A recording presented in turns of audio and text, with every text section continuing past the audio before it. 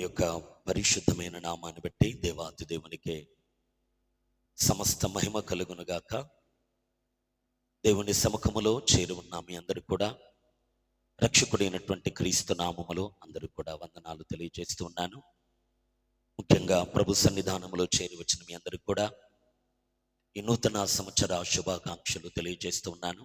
ప్రిలారా, ప్రభు సన్నిధిలో మొదటి దినము నుండి ప్రిలారా ఆయన సన్నిధిలో గడుపుట అది ఉన్నతమైనటువంటి భాగ్యమని నేను తలంచుతూ ఉన్నాను. ఈ దినమున ప్రార్థన పూర్వకంగా ప్రభు సన్నిధిలో మనమందరం కూర్చుందాం. కొన్ని మాటలను పరిశుద్ధ లేఖనములలో నుండి మనము ధ్యానం చేసుకున్న ప్రిలారా, అందరూ శ్రద్ధ కలిగి భయముతో వణుకుతో దేవుని సన్నిధిలో కూర్చొని కొన్ని మాటలు ఆలకించాలని మనవి చేస్తూ ఉన్నాను. పరిశుద్ధ గ్రంథము నుండి సామెతల గ్రంథము 31వ అధ్యాయము, సామెతల గ్రంథము 31వ అధ్యాయము 28వ వచనాన్ని ఒక్కసారి మనము చదువుకుందాం. ఆమె కుమారులు లేచి ఆమెను ధన్యురాలందరూ. చాలా మంది కుమార్తెలు పతివ్రతా ధర్మమును అనుసరించి ఉన్నారు గాని వారందరినీ నీవు మించిన దానవు అని ఆమె పెనిమిటి ఆమెను పొగుడును. చాలు, తలలో ఉంచితే చిన్న మాట మనం ప్రార్థన చేద్దాం. ప్రేమ కలిగిన పరలోకమందున్న మమ్మలను కన్న తండ్రి, ఈ ఉదయకాల వేళ ప్రభా నీ పిల్లలము నీ ప్రజలము నీ పాద సన్నిధికి మేము చేరుకుని ఉన్నాం. మా పరిస్థితులను ఎరిగిన వారు మీరు తండ్రి. మా స్థితిగతులకు తగినట్లుగా మాతో మీరు మాట్లాడండి తండ్రి. చదవబడ్డ లేఖన భాగాన్ని మేము ఎత్తిపడుతూ ఉన్నామయ్యా. దీనిని మీరు దీవించి ఆశీర్వదించి విరిచి మా ఆత్మలకు తండ్రి ఆహారంగా మీరు వడ్డించమని మేము ప్రార్థిస్తూ ఉన్నాం. కన్న తండ్రి, మీ యొక్క ఆలోచన బయలుదేరుతూ ఉండగా నీ మాటలు ఏందో లక్ష్యం ఉంచకుండా ఈ స్థలముందుండి అడ్డుకొనడానికి చూస్తున్న ప్రతి విధమైన అంధకార సంబంధమైన సాతాను ప్రభావాన్ని నజరేయుడైన యేసు క్రీస్తు నామములో సంపూర్ణంగా మేము తొలగిపోమని ఆజ్ఞాపిస్తున్నాం. దైవమా, ప్రతి ఆటంకాన్ని దూరపరచండి. సత్యవాక్యమును తండ్రి సరిగా విభజించి పంచడానికి కావలసిన మీ కృప, మీ ఆత్మ సహాయమును నాకు మా అందరికీ అనుగ్రహించమని ఈ సమయాన్ని మీ చేతులకు అప్పగిస్తూ యేసు నామములో ప్రార్థిస్తున్నాను తండ్రి, ఆమేన్. మనము చదువుకున్న లేఖన భాగం సామెతల గ్రంథము 31వ అధ్యాయము 28వ మాటను మనం గమనిస్తూ ఉన్నాం. ఆమె కుమారులు లేచి ఆమెను ధన్యురాలు అందరూ అనే మాటను మనం గమనిస్తూ ఉన్నాం. ఈ ఒక్క మాట మీద మనం మనసు పెడదాం. ప్రియులారా, వ్రాయబడిన చదువుకున్న ఈ లేఖన భాగంలో ఉన్న నేపథ్యాన్ని కాస్త మనం అర్థం చేసుకోవాలి. ఆమె కుమారులు ఆమెను ధన్యురాలు అందరూ అనేటువంటి మాటను మనం గమనిస్తూ ఉన్నాం. ఇక్కడ ఆమె అనబడుతున్న ఒక వ్యక్తి కనబడుతుంది. తాను కన్న కుమారులు కనబడుతున్నారు. ఆమె కలిగి ఉన్న యోగ్యత ఏంటో కూడా ఈ వాక్య భాగంలో మనం గమనిస్తాం. ఆమె కుమారులు లేచి ఆమెను ధన్యురాలు అందరూ అనేటువంటి మాట మనం గుర్తిస్తూ ఉన్నాం, గమనిస్తూ ఉన్నాం. వ్రాయబడిన ఈ వచనముల్లో ఆమె అనగా ఎవరండి? ఆమె అంటే ఎవరు? ఆమె అంటే ఎవరు? పదవచనంలో మనం చూడగలిగితే, గుణవతి అయిన భార్య దొరుకుట అరుదు, అట్టిది ముత్యము కంటే అమూల్యమైనది అనే మాట మనం గమనిస్తాం. ఆమె అంటే ఎవరు చెప్పండి? గుణవతి అయిన భార్య. ప్రియులారా, ఈమె మామూలు భార్య కాదు, కానీ అరుదైనటువంటి భార్య, గుణవతి అయిన భార్య అంటుంది లేఖనం. అట్లయితే ఈ మాట గుణవతి అయిన భార్య అనేటువంటి మాట ఎవరికి వర్తిస్తుందండి? పరిపూర్ణంగా ఈ మాట ఎవరికి సూటబుల్ అని మనం గమనించగలిగితే, క్రీస్తు యొక్క భార్య అనబడుతున్న సంఘానికే ఈ మాట వర్తిస్తుంది. దేవునికి స్తోత్రం. అక్షరార్థంగా మనం చూడగలిగితే చాలా మంది క్రైస్తవులు, సేవకులు, విశ్వాసులు అనబడుతున్న అనేకులు పిల్లారా, గుణవతి అయిన భార్య మాకు కావాలి అనేది బిడ్డారా యవనస్తులు కోరుకుంటారు. తల్లిదండ్రులు కూడా మా కొడుకు ఇలాంటి కోడలు కావాలి అని ఆశపడుతుంటారు. నేను చెప్పడానికి ప్రయత్నించే మాట ఏంటంటే, గుణవతి అయిన భార్య అనేటువంటి ఈ మాట దేవుని బిడ్డలారా మన భార్యను గురించి దేవుడు వ్రాయించిన మాట కాదు. గుణవతి అయిన భార్య దొరుకుట అరుదు అంటే మరి గుణవంతులైన భర్తలు దొరుకుట తేలికనా చెప్పండి? ఈ మాట మనకి ఎలా అనిపిస్తుంది? ఎవరు దొరకడం చాలా కష్టమట? గుణవతి అయిన భార్య దొరకడం కష్టం.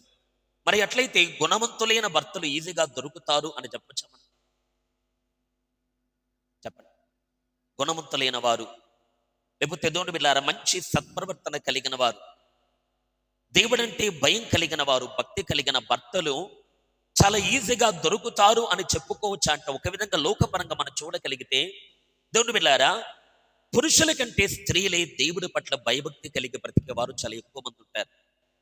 ఎక్కువ సంఖ్యలో దేవుని బిడ్డలారా మనం ఆలోచించగలిగితే పురుషుల కంటే కూడా స్త్రీలు అంటేనే దేవుడంటే భయంతో బ్రతికే వారు చాలా ఎక్కువ మంది ఉంటారు. పురుషులైతే పైకి భక్తి చేస్తూ ఉంటారు, కానీ లోపల ఎన్నో కార్యాలు జరిగించేవారు లేకపోలేదు. ఒక మాటలో మనం గమనించగలిగితే, లోకపరంగా మనం ఆలోచించగలిగితే దేవుని వారలారా, పురుషులు అంటే దేవుడంటే భక్తి కలిగిన వారు దొరకటం అరుదు పురుషుల విషయంలో. కానీ లేఖనం ఏముంటుంది అని మనం చూడగలిగితే, గుణవతి అయిన భార్య దొరకడం చాలా కష్టమని, చాలా అరుదు అనేటువంటి మాట మనం గమనిస్తాం. ఈ మాట నేను మళ్ళీ గుర్తు చేస్తున్నాను. శరీర సంబంధంగా ఈ లోకములో ఉన్న మన భార్యను గురించి దేవుని బిడ్డలారా దేవుడి మాటను వ్రాయించలేదు, కానీ సాక్షాత్తు తన జనితైక కుమారుడు, అద్వితీయ కుమారుడు అయినటువంటి క్రీస్తు నాథుడు చేసుకోబోయేటువంటి భార్యను గురించి వ్రాయబడ్డ మాట ఈ మాట. గుణవతి అయిన భార్య దొరకడము చాలా అరుదు. అంటే గుణవంతుడైన ఒక భర్త ఉన్నాడు, పవిత్రుడైన ఒక భర్త ఉన్నాడు, ఎటువంటి దేవుని బిడ్డారా లోపము లేని లోపరహితుడు, సుగుణాల సంపన్నుడు అనబడుతున్న ఒక వరుడు ఉన్నాడు. ఆయనకు తగిన భార్య దొరకడము చాలా కష్టము అన్నట్టుగా లేఖనం చెబుతుంది. దేవునికి స్తోత్రం. ఇక్కడ గమనించాలి, ఎవరు దేవుని బిడ్డారా గుణవంతులుగా ఉన్నారు? ఒక వరుడు గుణవంతుడిగా ఉన్నాడు, సుగుణాల శీలిగా ఉన్నాడు, ఏ లోపము లేని లోపరహితులుగా ఉన్నాడు. అరికాలు మొదలుకొని నడినెత్తి వరకు ఎక్కడైనా వంకరతనం ఉంటుందేమో అని ఒకవేళ మనం భూతద్దం పెట్టుకొని వెతుకున్నా కూడా ఏమాత్రము వంకరతనము లేని ఒక గుణశీలి అనబడుతున్న ఒక వరుడు ఉన్నాడు. ఆయనకు భార్య దొరుకుట అరుదు అంటుంది లేఖనం. దేవునికి స్తోత్రం. అర్థమవుతుందండి? ఎవరికి గుణవతి అయిన భార్య దొరకాలట?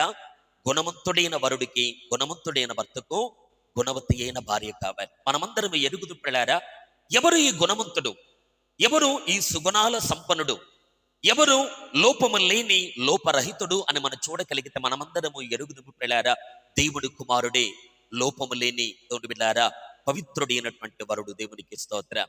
అయితే ఇక్కడ మనం ఆలోచించగలిగితే, సృష్టి ఆది నుండి మనము చూడగలిగితే, ఇంకా మనము చెప్పాలి అంటే అసలు ఈ సృష్టి లేనప్పుడు, ఈ ప్రపంచాలు లేనప్పుడు, అనాది కాలముల కంటే ముందుగానే అద్వితీయుడైన దేవుడు, ప్రియులారా ఒక్కటి ఉన్న ఆ దేవాతి దేవుడు తాను కన్న కుమారునికి దేవుని బిడ్డారా ఒక భార్యను చేయడానికి, ఒక వధువుని దేవుని బిడ్డారా పెళ్లి చేయడానికి అనాది కాలమంది దేవుడు ఒక సంకల్పాన్ని సంకల్పించాడు.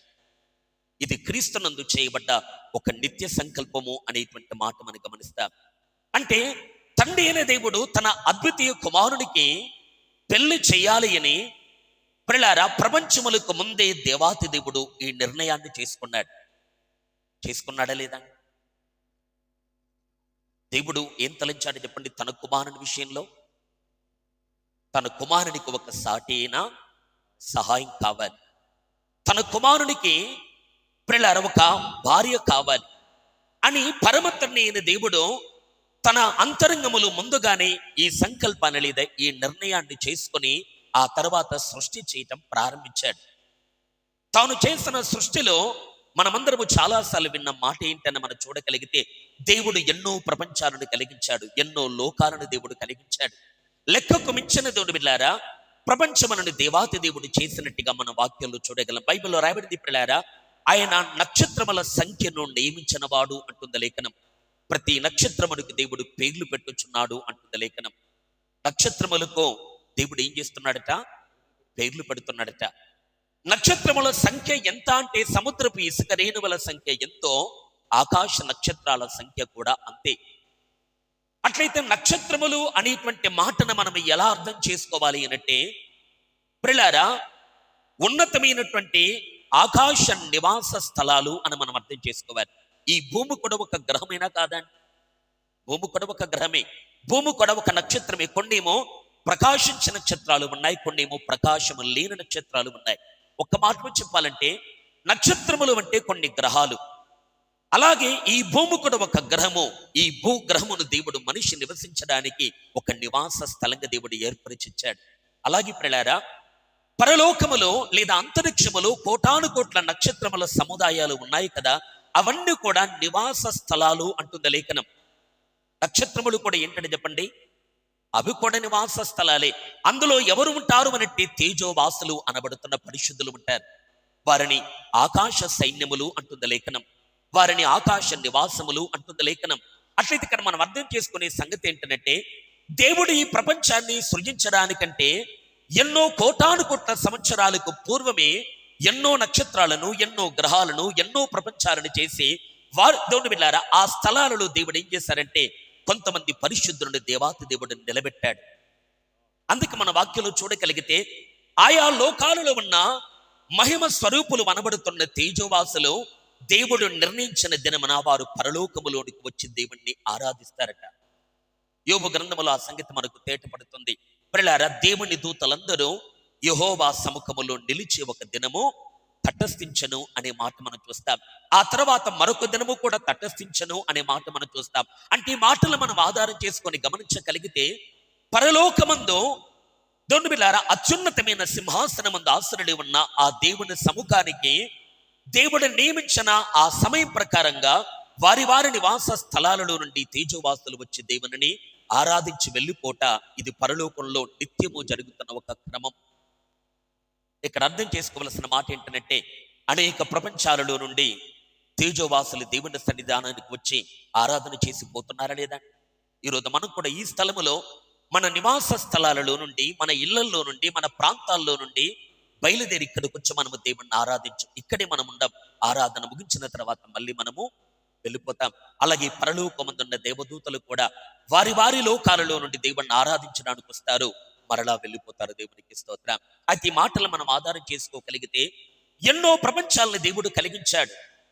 ఎంతో మంది దేవుని బిడ్డలారా భక్త శ్రేష్ఠులు ఆయా లోకాలలో నివాసం చేస్తున్నారు. బైబిల్ చెబుతున్న మాట ఏంటంటే సర్వలోకాలలో ఉన్న భక్తుల కంటే కూడా ఈ భూమి మీద ఉన్న భక్తులే శ్రేష్ఠులు అన్నాడు దేవుని వాక్యంలో. కీర్తనలు మనం గమనించగల పిల్లారా, భూమి మీద ఉన్న భక్తులే శ్రేష్ఠులు, కేవలం వారు నాకు ఇష్టలు అంటాడు దేవుడు. ఎక్కడ ఉన్న భక్తులు శ్రేష్ఠులట? భూమి మీద ఉన్న భక్తులే శ్రేష్ఠులు అంటే దాని అర్థం ఏంటండి? అది మనకెలా, ఆ మాట మనకి ఎలా అనిపిస్తుంది? వేరే స్థలాలలో కూడా భక్తులు ఉన్నారు అనిపిస్తుంది, కానీ కాదు. భూమి మీద ఉన్న భక్తులే శ్రేష్ఠులు అంటే భూమి కాకుండా వేరే గ్రహాలలో ఉన్న భక్తులు కూడా అక్కడ ఉన్నారు. వేరే లోకాలలో కూడా భక్తులు ఉన్నారు. వారిని మహిమ స్వరూపులు అని దేవుని బిడ్డలారా వారి ఆకారాలు వేరు, వారి యొక్క సామర్థ్యం వేరు, వారికి ఉన్న శక్తి వేరు, వారికి ఉన్న ఆజ్ఞలు వేరు, వారు పాటిస్తున్న ధర్మ విధులు వేరు, వారికి ఉన్న దేవుని బిడ్డలారా సామాజిక కట్టుబాట్లు వేరుగా ఉన్నట్టుగా మనం చూడగలం. అది ఇక్కడ మనం గమనించగలిగితే ఆయా ప్రపంచాలలో ఉన్న ఈ భక్త సమూహాలు అన్ని కూడా ఎలా బ్రతకాలో, ఎలా జీవించాలో, ఏం చేయకూడదు, ఏం చెయ్యాలో పరలోకమందు ఉన్న ఒక సభ కొన్ని ఆజ్ఞలు దేవుని బిడ్డలారా నిర్దేశించి వారికి అందిస్తారు. దేవునికి స్తోత్రం.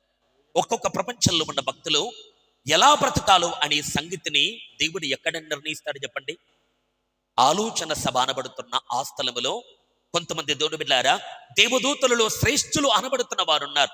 వారు ఒక్కొక్క లోకములో ప్రజలు ఎలా బ్రతకాలో చట్టాలు నిరూపిస్తారు. దేవునికి స్తోత్రం. చట్టాన్ని రూపిస్తారు. ఒక మాటలో చెప్పాలంటే ఈ భూమి మీద ఉన్న ధర్మశాస్త్రమును ఆధారం చేసుకుని సకల దేశాలకు రాజ్యాంగములు లిఖించబడ్డాయి. ప్రతి రాజ్యాంగం వెనుకాల ఉన్న ముఖ్యమైన కారణం ఏంటి చెప్పండి? ప్రతి దేశానికి కొన్ని దేవుని బిడ్డలారా రాజ్యాంగం అనేది ఉంటుందా లేదా? ప్రతి రాజ్యాంగము దేనిలో నుండి వచ్చింది అని మనం చూడగలిగితే దేవుడు ఇచ్చిన 10 ఆజ్ఞలలో నుండి పుట్టిందే రాజ్యాంగం. దాంట్లో చేర్పుల మార్పులు జరిగాయి, అది వేరు సంగతి. కానీ ముఖ్యంగా రాజ్యాంగం లిఖించబడ్డానికి మూల కారణం ఏంటంటే దేవుడిచ్చిన ధర్మశాస్త్రం.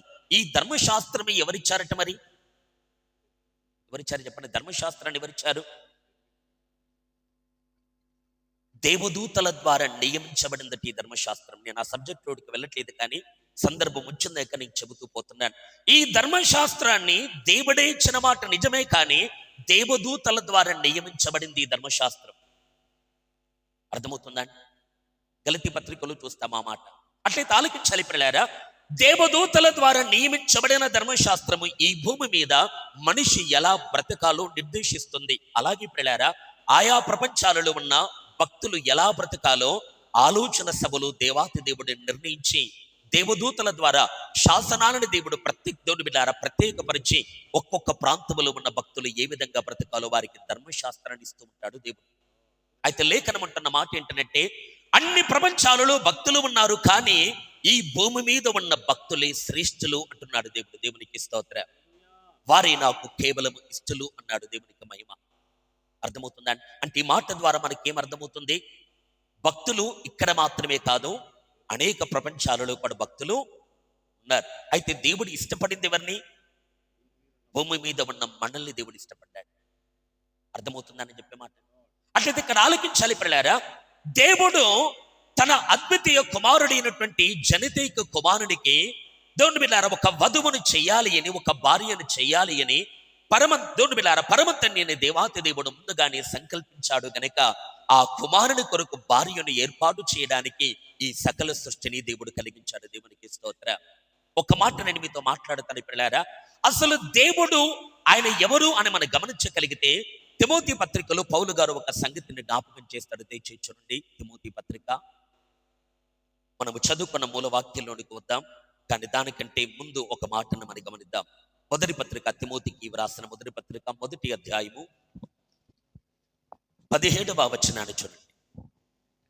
సకల యుగములలో రాజయ్యుండి అక్షయుడును అదృశ్యుడునగు అద్వితీయ దేవునికి ఘనతయు మహిమయు యుగ యుగములు కలుగునుగాక. ధ్యానం ప్రియులారా, సకల యుగములలో రాజయ్యుండి అక్షయుడును అదృశ్యుడునగు అద్వితీయ దేవునికి ఘనతయు మహిమయు యుగ యుగములు కలుగునుగాక. ఆమేన్ అంటూ ఉన్నాడు. గమనించాలి ప్రియులారా, దేవుడు ఎవరు అనంటే సకల యుగములలో రాజు ఆయన. మన దేవుడు ఎవరండి? ఈ ఒక్క యుగమనైతే కాదు, అన్ని యుగములకు కూడా ఆయనే రాజు. గతించిన యుగాలు ఉన్నాయి, గడిచిపోవడానికి సిద్ధంగా ఉన్న యుగము కూడా ఉంది, రాబోతున్న యుగాలు కూడా ఉన్నాయి. అయితే అన్ని యుగములలో ఆయన మాత్రమే రాజుగా ఉన్నాడట. ఆయన అక్షయుడు అంటుంది, ఆయన అదృశ్యుడు అంటుంది, ఆయన అద్వితీయుడు అంటుంది. ఆయనకు ఘనత మహిమ యుగ యుగములు కలుగునుగాక అన్నాడు భక్తుడు. గమనించాలి దేవుని వారలారా, ఇక్కడ మనకు కావలసిన మాట ఏంటంటే, ఏ దేవుడైతే ప్రియులారా సమస్తమును కలిగించాడో ఆ దేవుడు ఎవరయ్యా అని మనం గమనించగలిగితే ఆయన కనిపించేవాడు కాదట, ఆయన కనిపించని దేవుడట. ఆయన అదృశ్యుడు అంటుంది లేఖనం. చెప్పండి, ఆయన ఎవరు? అదృశ్యుడు. నిద్రపోకండి. దేవుడు ఎవరట? అదృశ్యుడు. అంటే ఈ నేత్రములకు కనబడేవాడు కాడు. కనిపిస్తాడండి? అదృశ్యుడైన వారిని చూచుచున్నట్టుగా స్థిరబుద్ధి కలిగిన వాడి నడిచిన వాడు భక్తుడైనటువంటి మోషే. ఎబ్రీ 11 చూస్తాం ఆ మాటలు. అదృశ్యుడైన వారిని చూచుచున్నట్టుగా స్థిరబుద్ధి కలిగిన వాడైన మోషే ఏం చేశారంటే, నాకు ఐగుప్తు ధనము కంటే కూడా, ఎదుగో ఫరో కుమార్తెకు కుమారుణ్ణి అని పిలిపించుకొనటం కంటే కూడా క్రీస్తు యొక్క శ్రమలలో పాలు పొందటం మేలువని, దేవుని ప్రజలతో శ్రమ పడటం మేలువని భావించిన వాడు సేవకుడైన మోషే. గమనించాలి ప్రియులారా, లేఖనం చెప్పే మాట ఏంటంటే, మన దేవుడు అదృశ్యుడు. మన దేవుడి బాహ్యనేత్రాలకు కనబడేవాడు కాడు. అయితే ఆ అదృశ్య దేవునికి కొన్ని లక్షణాలు ఉన్నాయి. లేదా? అదృశ్య దేవునికి ఏమున్నాయండి? అదృశ్య లక్షణాలు కూడా ఉన్నాయట. ఉన్నాయి లేదండి? మరి ఎట్లయితే అదృశ్య దేవుణ్ణి, ఆయన యొక్క అదృశ్య లక్షణాలను మనము ఎరగడానికి దేవుడు మనకు ఏర్పాటు చేసిన పద్ధతి ఏంటండి? అర్థమవుతుందా నా ప్రశ్న? జాగ్రత్తగా వినాలి. మన దేవుడు అదృశ్యుడు. ఆ అదృశ్య దేవుడు గుణ లక్షణాలు లేని ఒక రాయు, ఒక ప్రతిభ కాదు. ఆయనకు కొన్ని లక్షణాలు ఉన్నాయట. ఉన్నాయి లేదండి? ఆయనకు కొన్ని గుణాలు ఉన్నాయట. అయితే ఆ గుణాలు మనం ఎరగడానికి దేవుడు మనకు అందుబాటులో పెట్టిన పద్ధతి ఏంటి? రోమాపత్రికలో ఆ మాట చూడండి దయచేసి. రోమాపత్రిక 1వ అధ్యాయము అనగా 20 వచనం. ఆయన అదృశ్య లక్షణములు అనగా ఆయన నిత్య శక్తియు దేవత్వమును జగదుత్పత్తి మొదలుకొని సృష్టింపబడిన వస్తువులను ఆలోచించుట వలన తేటపరచబడుచున్నవి గనుక వారు నిరత్తరులై ఉన్నారు. చూడండి, ఆయన అదృశ్య లక్షణములు అనగా ఆయన నిత్య శక్తియు దేవత్వమును జగదుత్పత్తి మొదలుకొని సృష్టింపబడిన వస్తువులను ఆలోచించడం వలన తేటపరచబడుచున్నవి అంటున్నాడు. దేవునికి స్తోత్రం. ఇక్కడ ఒక మాట మీరు గమనించాలి పిల్లారా, దేవుని అదృశ్య లక్షణాలు ఎలా మనం తెలుసుకోవచ్చని చెప్పండి. అక్కడ జవాబు ఉంది. దేవుడు సృజించిన సృష్టిని మనము ఆలోచిస్తే దేవుని అదృశ్య లక్షణాలు మనకు బోధపడతాయి.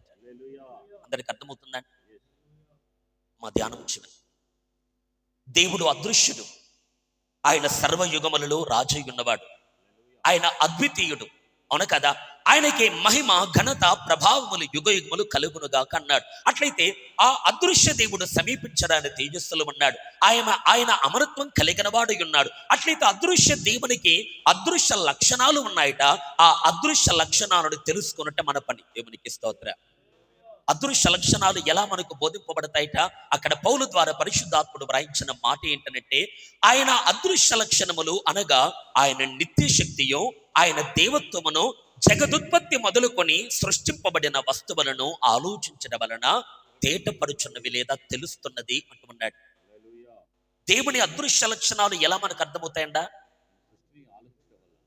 దేవుడు చేసిన సృష్టిని మనము ఆలోచించడం వలన. అంటే ఈ సృష్టిని మనము జాగ్రత్తగా గమనిస్తున్నప్పుడు ఈ సృష్టి ఏం తెలియజేస్తుందట అండి?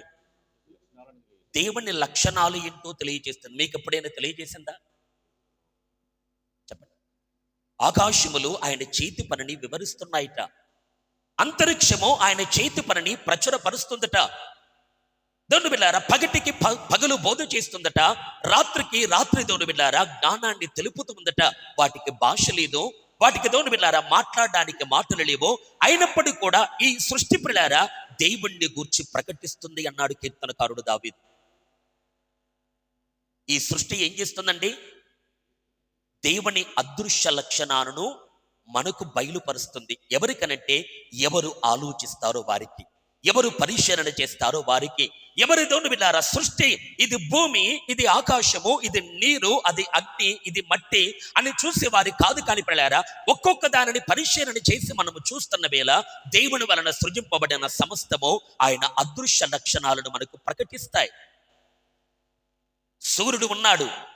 సూర్యుడిని చూస్తున్నప్పుడు మనకేం అర్థం కావాలంటే, ఈ భూమి మీద ఉన్న సకల జీవరాశి మనుగడ కొనసాగించాలి అనంటే సూర్యుడు తప్పనిసరి కావాలి.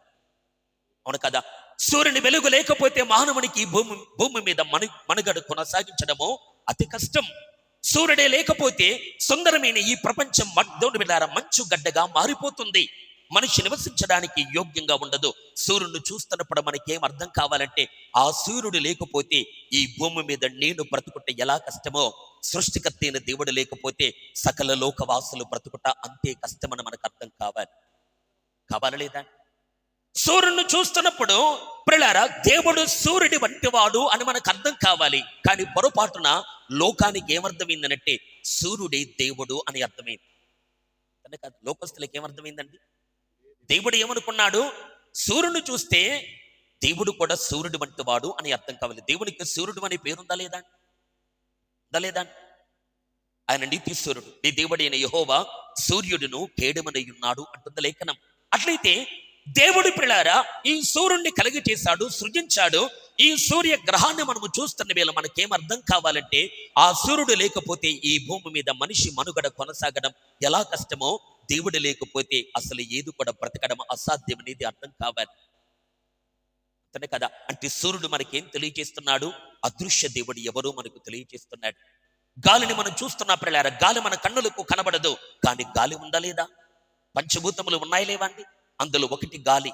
నేనంటాను పిల్లారా, ఈ రోజు మీరు ఈ మీటింగ్ తోటి పిల్లారా, ఈ కూడికకు మీ ఇళ్లలో నుండి కొంతమంది నిన్నే వచ్చారు, కొంతమంది దుప్పట్లు తీసుకొచ్చారు, కొంతమంది బెడ్షీట్లు తీసుకొచ్చారు, టవళ్ళు తీసుకొచ్చారు, సబ్బులు తీసుకొచ్చారు, బ్రష్లు తీసుకొచ్చారు, అన్ని తీసుకొచ్చారు. గాలిని తీసుకొచ్చారని మీరు చెప్పండి. ఒక బాటిల్లో గాలిని తీసుకొని వచ్చారా? ఎందుకు గాలిని తీసుకొని రా? మనం నీళ్ళు అంతటా ఉండకపోవచ్చు, దుప్పట్లు అంతటా ఉండకపోవచ్చు పిల్లారా, లేకపోతే కొన్ని స్నాక్స్ అంతటా ఉండకపోవచ్చు, కానీ గాలి మాత్రం అంతటా ఉంటుంది. ఉండదు అంటే ఇక్కడ మనం అర్థం చేసుకోవాలి, గాలిని చూస్తున్నప్పుడు పిల్లారా గాలి మనకేం తెలియజేస్తుందనంటే, గాలి అన్ని చోట్ల ఎలాగైతే వ్యాపించి ఉందో సృష్టికర్త అయిన దేవుడు కూడా సర్వ వ్యాపకుడు అని మనకు అర్థం కావాలి. దేవునికి స్తోత్రం. అవును కదా? ఇలా ఒక్కొక్కటి మీరు లోతుగా పరిశీలన చేయండి ప్రియులారా. పారుచున్న జలము కూడా దేవుణ్ణి బయలుపరుస్తుంది ప్రియులారా. మన దేవుడు కూడా జీవపు ఊట అని ప్రియులారా, ఊటతో నీటితో పోల్చబడిన వాడు దేవుడు. అవును కదా? మన దేవుడి ప్రియులారా జీవాహారమై ఉన్నాడు. ఆయన దేవుని ప్రియులారా మనం భుజించేటువంటి ఆహారము, చాలా మంది ప్రియులారా అన్నము పరబ్రహ్మ స్వరూపం అంటారు, అంటే అన్నమే దేవుడు అంటారు. కానీ వాస్తవానికి దేవుడు అన్నము వంటి వాడు అనేది అర్థం కావట్లేదు లోకానికి. మనం అన్నము తినకపోతే, ఆహారాన్ని తినకపోతే ఎలాగైతే మనం బ్రతకలేము ప్రియులారా, దేవుణ్ణి కూడా మనం భుజించకపోతే మనం బ్రతకలేము. కాదండి. అంటే ఇలా ఒక్కొక్కటి మీరు ఆలోచించగలిగితే, అదృశ్య దేవుడు అయినటువంటి ఆ దేవుడు తాను కలిగించిన, తాను సృష్టించిన సమస్తమును మనము ఆలోచన చేయటం వలన ఆయన అదృశ్య లక్షణాలు మనకు బోధపడతాయి. దేవునికి స్తోత్రం. అర్థమవుతాయి లేదా? అందుకే సృష్టిని చూస్తున్నప్పుడు, ప్రతి పరిస్థితిని నీవు చూస్తున్నప్పుడు నీవు నేర్చుకోవలసిన పాఠం ఏంటంటే, ఆ సృష్టి ద్వారా నీవు దేవునికి ఇంకా దగ్గర కావాలి. అర్థమవుతుందా? చెట్టును చూస్తున్నప్పుడు దేవుని లక్షణం నీకు కనబడాలి. జీవరాశులను చూస్తున్నప్పుడు దేవుని లక్షణం నీకు కనబడాలి. ప్రియులారా, తాను సృష్టించిన ప్రతి వస్తువును మనము ఆలోచించడం వలన అదృశ్య దేవుని లక్షణాలు మనకు తేటపరచబడుతున్నాయి అంటున్నాడు భక్తుడు. ఇప్పుడు చెప్పండి ప్రియులారా, అదృశ్య దేవుణ్ణి ఎరగాలి అంటే మనం ఏం చేయాలండి? ఈ సృష్టిని గురించి మనము ఆలోచన చేయాలని. నేను ఇంకొక మాట చెబుతాను ప్రియులారా. కేవలము ఈ భూమి మీద ఉన్న ప్రియులారా ఈ మట్టి, ఈ గాలి, ఈ నీరు, ఈ చెట్లు, చేమలు, జీవరాశులు మాత్రమే కాదు, కానీ మనలో ఉన్న కొన్ని భావములు ఉన్నాయి కదా, మనలో కొన్ని లక్షణాలు ఉన్నాయి కదా, అవి కూడా దేవుణ్ణి బయలుపరుస్తాయి. దేవునికి స్తోత్ర. మన లోపల ఉన్న కొన్ని భావములు ఉంటాయి లేదండి. బాధ కలుగుతుంది, ఒకసారి ఆనందం కలుగుతుంది, ఒకసారి మనోవేదనకు దేవుని బిడ్డలారా లోనైపోతాం, ఒకసారి ఆదరణ లేని పరిస్థితులు మన జీవితాలు అనిపిస్తాయి, ఒకసారి దేవుని బిడ్డలారా ఒంటరితనాన్ని భరించలేక నాకు ఎవరైనా తోడుంటే బాగుండు అనే కొన్ని ఇలాంటి లక్షణాలు మన జీవితాల్లో ఉంటాయి లేవా? మరి ఇవన్నీ దేవునికి కూడా ఉన్నాయి లేదంటారా? లేదా? నేను ఈ మాట ఎందుకు చెబుతున్నాను అంటే ప్రియులారా, ఈ సృష్టిని చూస్తున్నప్పుడు అదృశ్య దేవుని లక్షణాలు ఎలా మనకు ప్రత్యక్షపరచబడతాయి ప్రియులారా. దేవుడు మనకిచ్చిన కొన్ని దేవుని బిడ్డలారా ఆ బాంధవ్యాలను లేదా కొన్ని బంధాలను చూస్తున్నప్పుడు కూడా అదృశ్య దేవుని లక్షణం మనకు అర్థం కావాలి. ఈ మాట నేను ఎందుకు చెబుతున్నాను అంటే, ఒంటరిగా ఉన్న ఒక పురుషుడు, యవనస్తుడైన ఒక పురుషుడు ప్రియులారా, వివాహ గడియల దగ్గర పడుతున్న ఒక పురుషుని ప్రియులారా తాను ఏం కోరుకుంటాడు అంటే, కొన్ని దినముల తర్వాత తనకు తండ్రి ఉన్నా, తనకు తల్లి ఉన్నా, తనకు చెల్లి ఉన్నా, అన్న ఉన్నా, తమ్ముడు ఉన్నా, బలగమ దేవుని బిడ్డలారా వందలాది మంది బలగమున్నా, కులమున్నా, మతమున్నా, ఒక యవనస్తుని ప్రియులారా, ఒక యవన స్త్రీ దేవుని బిడ్డలారా, కన్యక కావచ్చు, యవన పురుషుడు కావచ్చు, ఎవరైనా కానివ్వండి, వివాహ వయసు వచ్చినప్పుడు తోడు కోరుకుంటాడు. దేవునికి స్తోత్రం. కోరుకుంటాడు లేదా? అర్థమవుతుందని చెప్పే మాట. పెళ్లి చేసుకోవటం అనేది వాక్య విరుద్ధమైన కార్యం కాదు, అది దేవుని సంకల్పములో ఒక భాగం. నేను చెప్పే మాట ఏంటంటే, ఒక వ్యక్తి ఒంటరిగా ఉన్నప్పుడు తోడు కావాలి అని ఆశపడతాడు. నేను ఈ మాట ఎందుకు చెబుతున్నాను అంటే, ఈ లక్షణము కూడా అదృశ్య దేవుణ్ణి బయలుపరుస్తుంది. దేవునికి స్తోత్రం. ఎలా అని మనం చూడగలిగితే, దేవుని బిడ్డలారా ఎంత కాలమో తెలియదు, ఎన్ని కోట్ల సంవత్సరాలు తెలియదు, ఎన్ని కోటాను కోట్ల యుగములు గడిచిపోయాయో తెలియదు, కానీ తండ్రి రొమ్మన ఆనుకొని ఉన్న అద్వితీయ కుమారుడైనటువంటి యేసు క్రీస్తు, జనితైక కుమారుడు అనబడుతున్న ఆ క్రీస్తు యేసు ప్రియులారా ఎన్నో కోటాను కోట్ల యుగములు గడిచిపోయిన తర్వాత ప్రియులారా ఆ కుమారునికి ఒక తోడు కావాలి అనిపించింది. దేవునికి స్తోత్రం.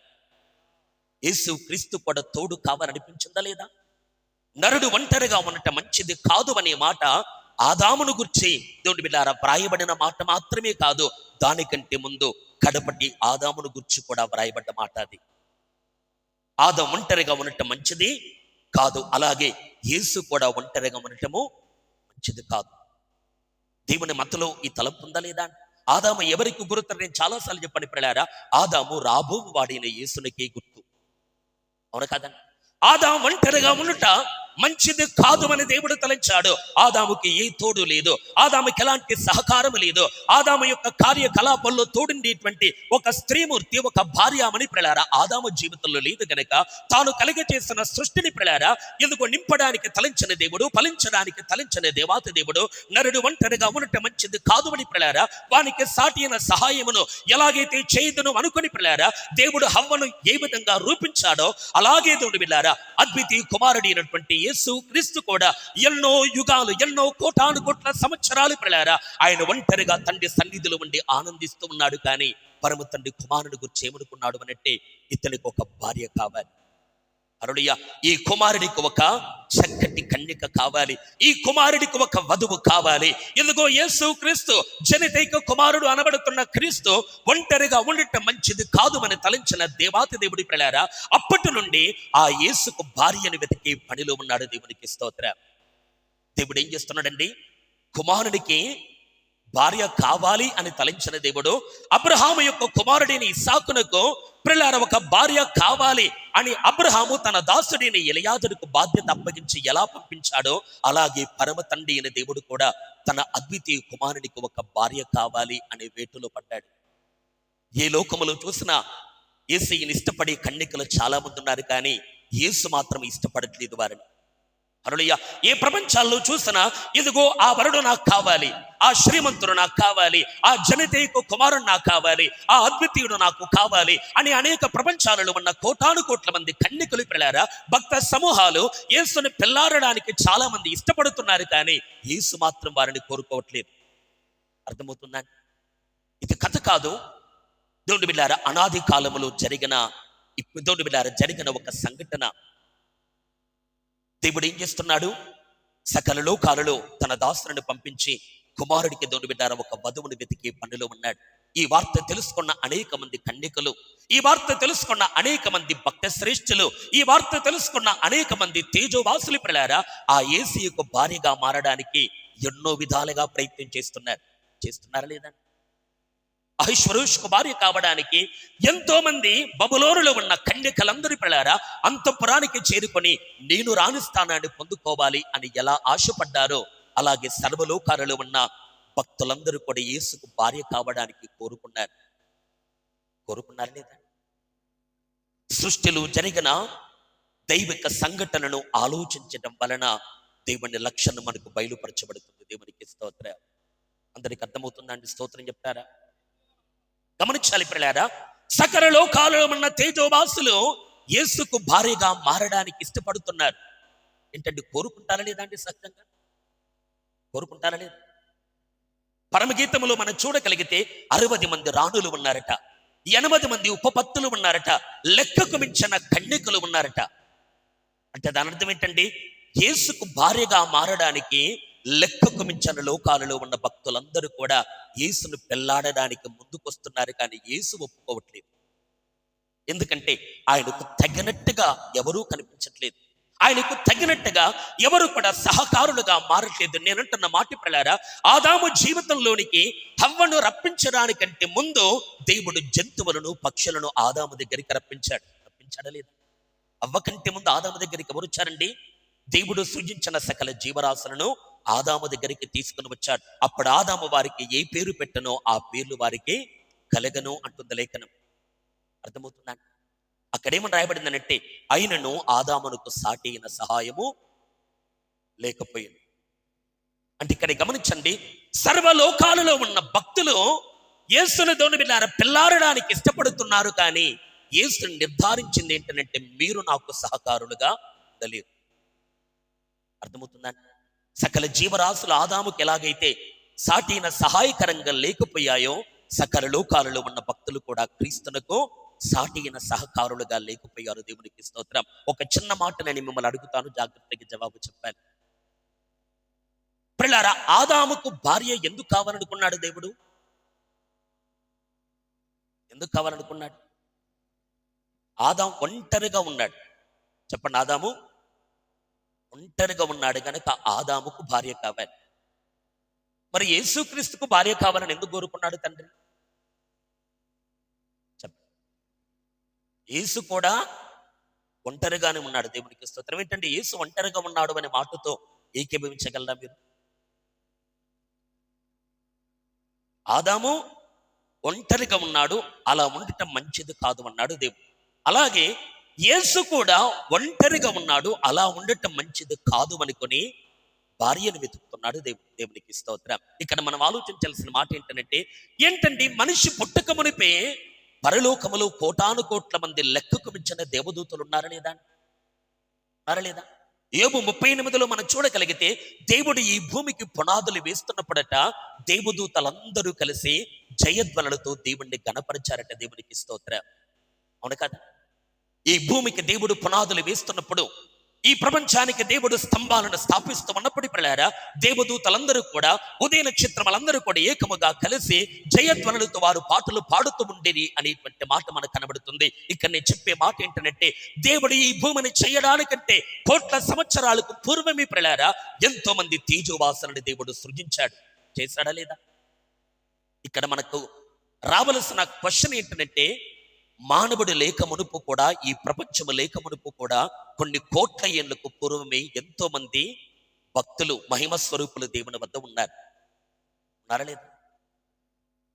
24 పెద్దలు ఉన్నారు, 4 జీవులు ఉన్నారు, కోట్ల కొలది కెరూబులు శరాపులు ఉన్నారు.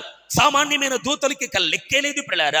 లెక్కకు మించిన దేవదూతల సమూహాలు, లెక్కకు మించిన జీవులు, లెక్కకు మించిన బలశూరులు అయినటువంటి ఆత్మస్వరూపులు పిల్లారా ఎంతో మంది పరలోకములు ఉన్నారు. అయినప్పుడు కూడా యేసు ఒంటరి వాడు ఎలా అవుతాడు చెప్పండి?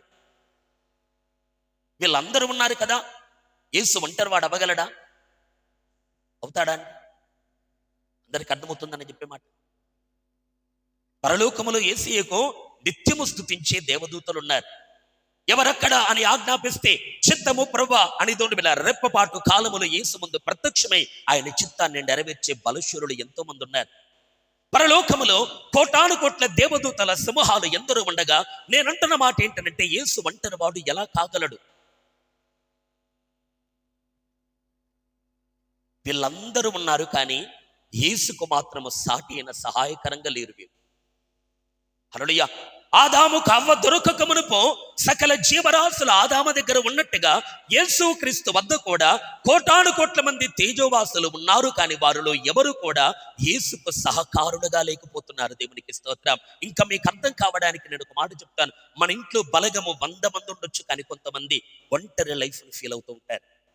అందరూ ఉన్నా నేను ఏకాకని అనేవారు లేకపోలేదు. మారలేదా? కొడుకున్నా, బిడ్డ ఉన్నా, కోడలున్నా, దేవుని బిడ్డారా ఎవరున్నా కూడా, ఇంట్లో 20 మంది ఉన్నా కూడా, బలగము 100లాది మంది ఉన్నా కూడా, కొంతమంది ఎంతమంది నాకున్నా నేను ఏకాకని అనే దేవుని బిడ్డారా ఫీలింగ్ లో బ్రతికేవారు లేకపోలేదు. అంటే ఈ మాటను మనం అర్థం చేసుకోగలిగితే, నేనంటున్న మాట, ఎంతమంది మనతో ఉన్నా కొన్నిసార్లు ఒంటరితనములో మన జీవితాన్ని కొనసాగిస్తాం. ఈ లక్షణము ఏం తెలియజేస్తుందనంటే, అదృశ్య దేవునిలో ఉన్న ఒక లక్షణాన్ని తెలియజేస్తుంది. దేవునికి స్తోత్రం. అర్థమవుతుందా? స్తోత్రం చెప్తారా? హల్లెలూయా. పరలోకములో యేసయ్య ఇప్పటికీ ఎలా ఫీల్ అవుతున్నాడు? ఇప్పటికి కూడా, అప్పటి సంగతే కాదు, ఇప్పటి సంగతి కూడా. ఎప్పటి వరకు ఒంటరితనం ఉంటుంది యేసుకు? వివాహము జరిగేంత వరకు. దేవునికి స్తోత్రం. అవును కదా? సంఘము ఎత్తబడి పరలోక రాజ్యములోనికి ప్రవేశించేంత వరకు. దేవునికి స్తోత్రం. హల్లెలూయా. ఆనాడు ఇస్సాకు పిల్లారా, రిబ్కాను దేవుని బిడ్డలారా ఎందుకో సమకూడి ఆమెతో కలిసి ఎలాగైతే తన తల్లి గుడారములోనికి తీసుకొని పోయాడో, యేసు క్రీస్తు కూడా పిల్లారా పరలోకమందున్న యెరూషలేములోనికి మళ్ళీ తోడుకొని పోనుగాక. హల్లెలూయా. గలతీ పత్రికలో వ్రాయబడింది పిల్లారా, పైనున్న యెరూషలేము మనకు తల్లి అంటాడు. ఆ పైనున్న యెరూషలేము షారాకు పోల్చబడింది. దేవునికి స్తోత్రం. హగరేమో కింద ఉన్న యెరూషలేముకు పోల్చబడింది. హగరేమో కింద ఉన్న సీనాయి పర్వతానికి పోల్చబడింది. షారానేమో పైనున్న యెరూషలేమునకు, పైనున్న సియోను కొండకు పోల్చబడింది. అవును కదా? అట్లయితే పైనున్న యెరూషలేము అంటే అర్థం ఏంటండి? షారా అంతే కదా? షారా గుడారములోనికి ఇస్సాకు రిబ్కాను తోడుకొని పోయాడు. దేవునికి స్తోత్రం. అవును కదా? అలాగే నేను అంటాను పిల్లారా, పైనున్న యెరూషలేమే ఈ రోజు మనకు తల్లి గనక, ఆ పైనున్న యెరూషలేమునకు బైబిల్ ప్రకారంగా పెట్టబడ్డ పేరు పిల్లారా షారా గనక, ఆ ఇంటిలోనికి యేసయ్య మనల్ని తోడుకొని పోయేంత వరకు ఆయన ఒంటరివాడే. దేవునికి స్తోత్రం. ఈ మాట అర్థమైందా అండి? అర్థమైందా? కొంతమంది కష్టంగా ఉందేమో. అర్థమవుతుందని చెప్పే మాట. యేసుక్రీస్తు ఇప్పుడు ఎలా ఉన్నాడు? మహిమున్న దూతలు ఉన్నా, కెరూబులు ఉన్నా, శరాపులు ఉన్నా, జీవులు ఉన్నా, మహిమ లోకంలో దోని బిళ్ళారు ఎంతో మంది భక్త శ్రేష్ఠులు ఉన్నా, యేసుక్రీస్తుకు మాత్రం పిల్లారా తన హృదయాన్ని అర్థం చేసుకునేవారు లేరు, తనకు సాటి అయిన సహకారులు లేరు, తన మనస్సులో దోని బిళ్ళారు ఉన్న ఆలోచన ప్రకారంగా ప్రవర్తించేవారు లేరు, తాను చేసే ప్రతి పనులు పిల్లారా సహకారాన్ని అందించేవారు లేరు గనక ఇప్పటికీ యేసుక్రీస్తు ఒంటరిగా ఉన్నాడు గనక లేఖనం అంటున్న మాట ఏంటంటే ఆయనకు పెళ్లి అయ్యేంత వరకు ఆయన ఒంటరివాడే. అర్థమవుతుందా? యేసు ఎప్పటి వరకు ఒంటరివాడు? సంఘము కొనిపోబడేంత వరకు ఒంటరివాడే.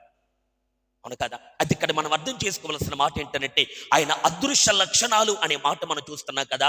సృష్టిని ఆలోచిస్తున్నప్పుడు ఆయన గుణగణాలు అర్థమవుతున్నాయి. అలాగే భార్యాభర్తల మధ్యలో ఉన్న ఆ బంధాన్ని ఆలోచిస్తున్నప్పుడు, పెళ్లి కాని యవనుడు యవన స్త్రీ మధ్యలో ఉన్న ఆ బంధాన్ని ఆలోచిస్తున్నప్పుడు పిల్లారా ఆలోచనల్లో కూడా అదృశ్య దేవుని లక్షణాలు మనకు కనబడతాయి. దేవునికి స్తోత్రం. అందులో ఒకటి ఏంటంటే పిల్లారా ఒంటరిగా ఉన్నప్పుడు నాకు ఒక సహకారి కావాలి అని హృదయంతరంగములో ఎలా కోరుకుంటున్నాడో, దేవుడు ఎలాగైతే కోరుకున్నాడో ఈ రోజు పిల్లారా యేసుక్రీస్తు విషయంలో కూడా ఇది సర్వసత్యం. దేవునికి స్తోత్రం. అర్థమవుతుందా? అందుకే యేసయ్య ఏం చేస్తున్నాడు అనంటే తనకు నచ్చిన కన్యక కొరకు వెతుకుతున్నాడు. దేవునికి స్తోత్రం. ఎంతో మంది ఉన్నారా లేదా? ఎంతో మంది ఉన్నారు. అహష్వేరోషు యొక్క కోటలో పిల్లారా షూషను కోటలో వందలాది మంది కన్యకలు ఉన్నారు, కానీ తన మనస్సుకు నచ్చిన కన్యక హదస్సానబడుతున్న ఎస్తేరు మాత్రమే. అలాగే సర్వలోకాలలో పిల్లారా ఎంతో మంది భక్త శ్రేష్ఠులు ఉన్నా, ఎంతో మంది మహిమ స్వరూపులు ఉన్నా, ఎంతో మంది పిల్లారా మనకంటే బలము కలిగిన వారు, శక్తి కలిగిన వారు ఎందరో ఉన్నప్పటికీ కూడా వారు ఎవరు కూడా పిల్లారా వారు యేసును ఆరాధించగలరు, వారు యేసును కొనియాడగలరు, వారు యేసుకు తోడు పిల్లారా వాయిద్యాలు వాయిస్తూ పాటలు పాడి ఆయనని గణపరచగలరు, వారు యేసు చెప్పిన ప్రతి పని నెరవేర్చగలరు. అయినప్పటికీ కూడా యేసుకు సహకారులుగా, సాటి అయిన సహకారులుగా మాత్రం వారు ఉండలేకపోతున్నారు. ప్రియులారా ఆయనకు సహకారంగా ఉండే ఒక వధువు కొరకు యేసయ్య వెతుకుతున్నాడు. దేవునికి స్తోత్రం. మత్తయి సువార్తలో మనం చూడగలిగితే ప్రియులారా మంచి ముత్యములను కొనవెతుకుచున్న ఒక వర్తకుడు ముత్యాలను వెతుకుతున్న వేటలో ఉన్నాడట. అతని వరట మంచి ముత్యమును కొనవెతుకుతున్న ఒక వ్యాపారవేత్త. ఆ వ్యాపారవేత్త ప్రియులారా ఒక్కొక్క ప్రాంతములో, ఒక్కొక్క పట్టణములో ఎక్కడ మంచి ముత్యం ఉందా, నకిలీ ముత్యాలు చాలా ఉన్నాయి, విలువలేని ముత్యాలు చాలా ఉన్నాయి, కానీ దోని పిల్లారా మంచి ముత్యము ఎక్కడ ఉందా అని ఆ వర్తకుడి పిల్లారా పట్టణాన్ని గాలుస్తూ, దేశాలను గాలుస్తూ పిల్లారా చెట్ట చివరికి ఒక పొలములో దాచబడ్డ ఒక మంచి ముత్యాన్ని కనుగొన్నారట. దేవునికి స్తోత్రం. అతను ఎప్పుడైతే దాన్ని కనుక్కున్నాడో తనకున్నదంతా అమ్మి ఆ ముత్యాన్ని కొనుక్కున్నాడు అంటుంది లేఖనం. ఆ ముత్యము ఎవరూ కాదు, గుణవతి అయిన భార్య దొరుకుట అరుదు అన్నాడు. అట్టిది ముత్యము కంటే అమూల్యమైంది అంటుంది లేఖనం. నేనంటున్న మాట పిల్లారా ఆ మంచి ముత్యము ఎవరూ కాదు పిల్లారా ఈ భూమి మీద ఉన్న సంఘ కన్యక, ఈ భూమి మీద ఉన్న వధువు సంఘం పిల్లారా. ఆ వధువు సంఘమే మంచి ముత్యము గనక ఆ వధువు సంఘము కొరకు యేసు ఏం చేశారంటే తన కొరకు ఏది దాచుకోకుండా సర్వస్వాన్ని అమ్మివేశాడు ఆయన. హల్లెలూయా. తన ప్రాణాన్ని కలవరి శిలువలో ధారపోశాడు. తన రుద్రముని పిల్లారా మనందరి నిమిత్తమై కలవరి శిలువలో దేవుని బిడ్డలారా పరిపూర్ణంగా అర్పించాడు. తనకున్నది యావత్తు అమ్మి ఆ ముత్యాన్ని వర్తకుడు ఎలాగైతే కొనుక్కున్నాడు పిల్లారా యేసుక్రీస్తు తనకున్న సమస్తాన్ని అమ్మి వేసుకొని తన రక్తం ఇచ్చి మనల్ని కొన్నాడు. దేవునికి స్తోత్రం. అలాంటి వారు దేవుని మహిమపరుస్తారా? హల్లెలూయా. ఆ మంచి ముత్యమును నేనే ప్రభా, హల్లెలూయా. ఆ విలువైన ముత్యమును నేనే ప్రభా, నీ రక్తం ఇచ్చి, నీ ప్రాణం ఇచ్చి, అయ్యా నీవు నన్ను కొనగా నేను నీకు దొరికిన వ్యక్తిని అనేటువంటి సత్యాన్ని మనం గుర్తించదుముగాక. మనం ఎవరం ప్రియులారా? విలువ పెట్టి కొనబడిన వారు. మన విలువ ₹1,00,00,000, ₹1,00,000, 10 కోట్లు, 1000 కోట్లు, లేకపోతే ఈ ప్రపంచం మీద ఉన్న యావదాస్తి కాదు ప్రియులారా. విశ్వం కంటే విలువైన యేసు రక్తం మన విలువ. అవును కాదండి? సకల లోకాల కంటే కూడా అతి విలువైనటువంటి యేసయ్య రక్తముకు ఎంత విలువ ఉందో సంఘానికి కూడా అంత విలువ ఉంది. అతనే కాదండి, ఇది ఒక 10,000 పెట్టి నేను కొన్నాను అంటే దీని విలువ ఎంత అండి? 10,000తో సమానం ఇది. అతనే కదా? అలాగే నేను అంటాను యేసయ్య తన రక్తం ఇచ్చి మనల్ని కొన్నాడు అనంటే మన విలువ యేసయ్య రక్తముతో సమానం. అర్థమవుతుందా? నేనంటున్న మాట ప్రియులారా ఒకటే, ఈ భూమి మీద ఒక నల్లటి పిల్ల కనబడింది యేసయ్యకు. దేవునికి స్తోత్రం. పరమగీతములో వ్రాయబడ్డట్టుగా ఈ భూమి మీద సూర్యకాంతిని బట్టి సూర్య వేడిమని బట్టి ప్రియులారా మిక్కిలి నల్లదిగా మారిపోయిన ఒక చక్కటి కన్యక కనబడింది. హల్లెలూయా. ఆమె అందరి చేత తృణీకరించబడుతుంది. యెరూషలేము కుమార్తెలు ప్రియులారా ఆమెను నేరారోపణ చేస్తున్నట్టుగా మనం చూస్తాం. యెరూషలేము కుమార్తెలు ఆమెను నిందిస్తున్నట్టుగా మనం చూస్తాం. యెరూషలేము కుమార్తెలు దేవుని బిడ్డలారా ఆమెకున్న అందహీనతను అపహాస్యము చేస్తున్నట్టుగా మనం చూస్తాం. కానీ దేవునికి మహిమ కలుగునుగాక. ఈ భూమి మీద దేవుని బిడ్డలారా వేడిమని బట్టి సూర్య వేడిని బట్టి మిక్కిలి నల్లనిగా మారిపోయిన ఆమెనే దేవుడు కోరుకొని ఇదిగో నీవు నా సుందరివి, నీవు నా ప్రాణేశ్వరివి అని ప్రియులారా యేసయ్య సంబోధించాడు. పాపాన్ని బట్టి మనము నల్లగా మారిపోయిన వారివి. హల్లెలూయా. శపథమైన కార్యాలను బట్టి మన జీవితము నలుపుగా మారిపోయింది. దేవుని బిడ్డలారా మనమందరం లోకము చేత తృణీకరించబడిన కారణము చేత మన జీవితాలు నల్లగా మారిపోయాయి. అయినప్పుడు కూడా ప్రియులారా మన మనస్సుని ఎరిగి దేవుడు మనల్ని ప్రేమిస్తున్నాడు. దేవునికి స్తోత్రం. నీవు నల్లని దానమైనా, ఎందుకు నీవు ఎండ తగిలిన దానమైనా, నీవు నీ సహోదరుల చేత ద్వేషించబడిన, నీవు లోకము చేత వెలివేయబడిన, యెరూషలేము కుమార్తెలు నిన్ను అపహాస్యము చేస్తున్నా, మిగతా లోకాలలో ఉన్న తేజోవాసులు నిన్న చిన్న చూపులు చూస్తున్నా, ఓరో చూపులు చూస్తున్నా, సమాజము చేత తృణీకరించబడిన దేవునికి మహిమ కలుగునుగాక. ప్రియులారా మన గుణాన్ని చూసి మన మనస్సును చూసి ప్రియులారా యేసయ్య నన్ను నిన్ను ఇష్టపడ్డాడు. దేవునికి స్తోత్రం. హల్లెలూయా. ఆ యేసుకు కృతజ్ఞతలు చెల్లిద్దామా. హల్లెలూయా.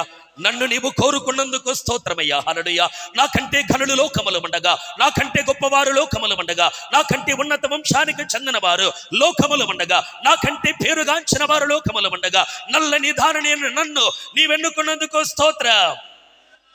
హల్లెలూయా. ఎంతో మంది కోటాను కోట్ల ఏండ్లుగా ప్రియులారా ఆ స్థానము కొరకు కనిపెడుతున్న వారికి దొరకని ఆ స్థానము నాకు దొరికింది. దేవునికి మహిమ. ఇది గొప్ప భాగ్యము కాదంటారా? హల్లెలూయా. యేసుకు భార్యగా మారటం ప్రియులారా ఈ విశ్వంలోనే అన్నిటికంటే ఉన్నతమైన పదవి. దేవునికి స్తోత్రం. ఈ మాట లోతుగా అర్థం చేసుకోండి. హల్లెలూయా. ఎంతో మంది మహిమ లోకాలలో ఉన్న ప్రజలు ఆ స్థానము కోరుకున్నారు. అడిగనా వారికి దొరకలేదు, వెతకనా వారికి దొరకలేదు. వెతకని మనకు దొరికింది, అడిగని మనకు దొరికింది కాదంటారా? నశించిన మనలను వెతికి రక్షించడానికి లోకానికి వచ్చిన వాడు యేసు. హల్లెలూయా. మట్టి కింద మరిగైపోతున్న ఈ మాణిక్యాన్ని ప్రియులారా ఎందుకు వెలికి తీయడానికి వచ్చిన వాడు యేసు. మట్టి కింద దేవుని బిడ్డలారా మరిగైపోతున్న ఈ మంచి ముత్యాన్ని ప్రియులారా తనకున్న సర్వస్వాన్ని ఇచ్చివేసి ఈ ముత్యాన్ని యేసయ్య కొనుక్కున్నాడు. నేనంటున్న మాట ఒకటి ప్రియులారా, యేసయ్య మనల్ని కోరుకున్నాడు, మన గొప్పతనాన్ని బట్టి కాదు. హల్లెలూయా. మనకున్న యోగ్యతను బట్టి కాదు. ప్రభువా నేనందరికంటే ఎన్నికలేని వాడని గనుక నన్ను ఎన్నుకున్నావు. స్తోత్రం. అతిశయించడానికి నాలో ఏం లేదు ప్రభువా, గర్వించడానికి నాలో ఏం లేదు ప్రభువా. ఇదిగో నేను గొప్ప అని నన్ను నేను అనుకునడానికి నా లోపల ఏమీ లేదు ప్రభువా. ఎంతో మంది మహాదూతలు అయ్యా నీకు భారీగా ఉండడానికి కోరుకున్నారు, కానీ వారికి దొరకలేదు ఆ స్థానం, మాకు దొరికింది. దేవునికి స్తోత్రం. అర్థమవుతుందా? గుణవతి అయిన భార్య ఎక్కడ కనబడింది దేవునికి? ఈ మట్టి ప్రపంచంలో కనబడింది. హల్లెలూయా. విలువైన మాణిక్యము ఈ మట్టి లోకములో కనబడింది ప్రియులారా. మంచి ముత్యము ఇదిగో పరలోకానికి భూలోకానికి ఎన్నో లైట్ ఇయర్స్, కోటాను కోట్ల లైట్ ఇయర్స్ దూరములో ఉండగా ప్రియులారా సుదూర దేశములో ఈ మట్టి గడ్డ మీద వేసి ఒక మంచి ముత్యము కనబడింది. దేవునికి స్తోత్రం. హల్లెలూయా. యేసుకు భార్యగా మారండి దయచేసి. ఇక్కడ కూర్చున్న మీకు నేను పిలుపునిస్తున్న మాట ఒకటే, ఆచారాల కొరకు ఈ స్థానాన్ని పోగొట్టుకోకండి. వెండి బంగారాల కొరకు ఈ స్థానాన్ని పోగొట్టుకోకండి. మత సంబంధమైన పద్ధతుల కొరకు, కుల సంబంధమైనటువంటి ఆచార వ్యవహారాల కొరకు, పితృపారంపర్యమైనటువంటి వ్యర్థమైనటువంటి దేవుని బిడ్డలారా ఇదిగో ఆచారముల కొరకు యేసుకు భార్యగా ఉండే స్థానాన్ని నష్టపరుచుకోకండి దయచేసి. హల్లెలూయా. మట్టి కోసం మాణిక్యాన్ని వదులుకుంటున్న వారు లోకంలో చాలా మంది ఉన్నారు. శరీర కార్యాల కొరకు ప్రియులారా యేసుకు భారీగా ఉండే స్థానాన్ని పోగొట్టుకుంటున్న వారు ఎంతో మంది ఉన్నారు. నేనంటున్న మాట ఒకటి ప్రియులారా, ఆ స్థానాన్ని నీకు ఇవ్వడానికి అన్ని వదిలిపెట్టి యేసు వస్తే ఆ స్థానాన్ని నీవు పొందడానికి కొన్నైనా వదిలిపెట్టవా? చెప్పండి. ఆ స్థానాన్ని నాకు ఇవ్వడానికి యేసు ఏం చేశారండి? అన్ని వదిలి గడిచిన వారు కూడా మనం విన్నా ప్రియులారా రిక్తుడైపోయాడు. ఆయన సర్వ వ్యాపకత్వాన్ని వదిలిపెట్టాడు, సర్వజ్ఞతను వదిలిపెట్టాడు, సర్వశక్తిమంతాన్ని వదిలిపెట్టాడు. అంతటా ఉండగలిగిన దేవుడు అపరిమితుడైన దేవుడి ప్రియులారా పరిమితుడిగా ఉండడానికి తగ్గించుకున్నాడు. సర్వజ్ఞుడైన దేవుడు పిల్లారా ఏమి ఎరగని ఒక మట్టి మనుషుని యొక్క పోలికలోనికి మార్చబడ్డాడు. నిజమా కాదా? నీ కొరకు నా కొరకు అన్ని వదిలిపెట్టుకొని నీకు ఆ స్థానాన్ని ఇవ్వడానికి వస్తే నీవు కొంచెమైనా వదులుకొనడానికి సిద్ధపడకపోతే నీవు ఆయనకు భార్యగా ఉండగలవా? చెప్పండి. యేసయ్య నా కొరకు అన్ని వదిలిపెట్టాడు. అన్ని అంటే ఆ మాటకు తోడు బిడ్డారా, ఆ మాటని ఎంత వివరించినా అది తీరనే తీరదు. సర్వస్వాన్ని వదులుకున్నాడు ఆయన. ఆయన కోరుకు తోడు బిడ్డారా, ఆ భార్య స్థానాన్ని పొందడానికి నేను కనీసం నా స్వార్థాన్ని వదులుకోకూడదా? నా స్వచ్ఛతాన్ని వదులుకోకూడదా? లోక ప్రేమను వదులుకోకూడదా? లోక సంబంధమైన అనుబంధాలను వదులుకోకూడదా? లోక ప్రేమను నేను విడిచిపెట్టకూడదా? అంటే విడిచిపెట్టాలి. విడిచిపెట్టగలిగితేనే నీవు యేసుకు భార్యగా కాగలవు. హల్లెలూయా. ఆయనేమో నిన్ను కోరుకుంటున్నాడు, నీవేమో పెంట కుప్పను కోరుకుంటే నిన్ను పెళ్లి చేసుకుంటాడని చెప్పండి. యేసయ్య ఎవరిని కోరుకుంటున్నాడు? నాకెవరు వద్దు, నీవే కావాలని కోరుకుంటున్నాడు. అవును కదా? తండ్రిని కూడా విడిచిపెట్టి వచ్చాడు. పురుషుడు తన తండ్రిని తన తల్లిని విడిచి తన భార్యను హత్తుకొనును అన్నట్లుగా పిల్లారా, యేసుక్రీస్తు ఎంతగానో ప్రేమిస్తున్న పరమ తండ్రిని కూడా విడిచిపెట్టి నీ కొరకు ఈ లోకానికి వచ్చి నీ కొరకు ప్రాణం పెట్టి నిన్ను హత్తుకుంటే, నువ్వు పెంట కుప్పను కోరుకుంటే ఏమంటాడండి? ఏమంటాడు చెప్పండి? ఆయన నిన్ను కోరుకుని నీ దగ్గరకు వస్తే నాకు నీ వద్దు ప్రభా, నాకు ఆ పెంట మీద ఉన్న అశుద్ధం కావాలని కోరుకుంటే, నాకు ఆ పెంట మీద ఉన్న ఇదిగో కంపు కావాలని కోరుకుంటే యేసయ్య నిన్ను కట్టుకుంటాడా అండి? చెప్పండి. వివాహ కార్యక్రమాల్లో మనం పాలు పొందుతూ ఉంటాం. క్రైస్తవుల వివాహాల్లో పక్కన ఉన్న కన్యక నాకు ఇదిగో ఈ పురుషుడు వద్దు, నాకు వేరేవాడు కావాలి అంటే ఎలా అనిపిస్తుందండి?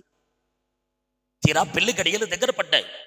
కొద్ది సమయంలో వీరు జతపరచబడాలి. ఆ సమయంలో వధువుగా ఉన్న ఆమె నాకెదుగో ఈ పురుషుని వద్దు, నాకు ఫలానా వ్యక్తి కావాలి అంటే ఎలా ఉంటుందండి?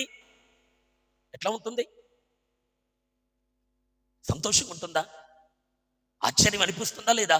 నేనంటున్న మాట, నీవు కావాలని యేసయ్య నిన్ను కోరుకుంటే నీవు ఇంకేదో కావాలని కోరుకోవటం న్యాయమా?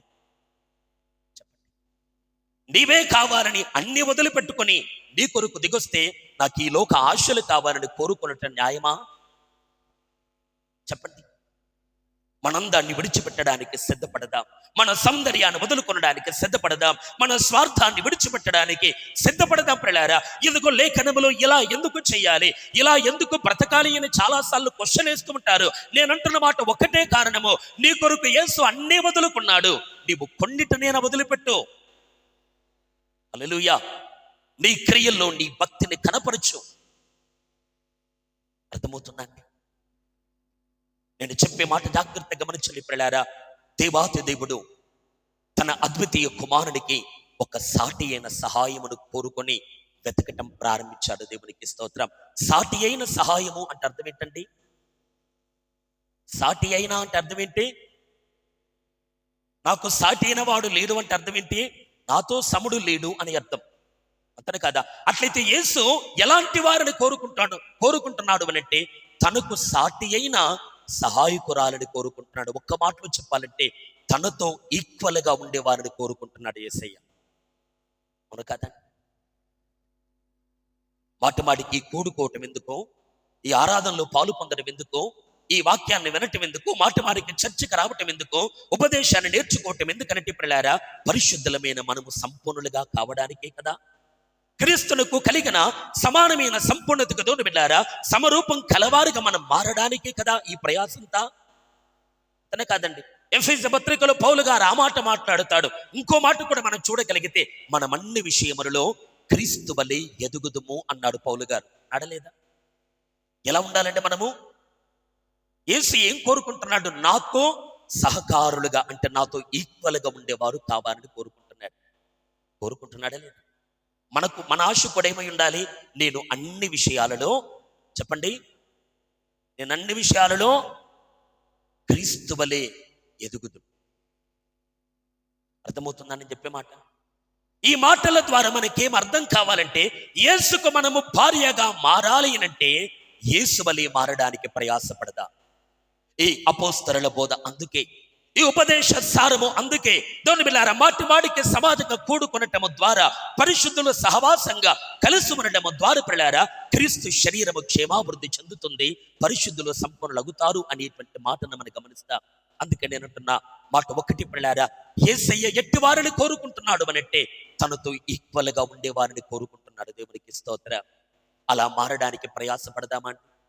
మనందరి గురేంటని చెప్పండి, ఎలాగైనా నేను యేసువలే మారాలి, ఆయన పరిపూర్ణతలోనికి రావాలి, ఆయనతో ఈక్వల్గా నేను మారిపోవాలి, ఆయన కోరుకున్న సమానమైన స్థితిలోనికి నేను రావాలి. దేవుని బిడ్డారా, ఆ వివాహ మహోత్సవంలో యేసు పక్కకుని నేను నిలబడ్డప్పుడు కోటాను కోట్ల మంది దేవుని బిడ్డారా అతిథులు వస్తారు, అనేక ప్రపంచాలలో నుండి దేవదూతలు వస్తారు, అనేక ప్రపంచాలలో నుండి రాణులు వస్తారు, ఉపభక్తులు వస్తారు, లెక్కకు మించిన కన్యకులు వస్తారు. వారందరూ వచ్చి పిల్లారా, ఎదుగో యేసేమో అతి సుందరులకు నన్ను చూసి నీవేమో కురూపిగా అందము లేనిదానగా అసహ్యంగా నీవు ఉన్నామనుకో తిట్టుకుంటారా లేదా అండి?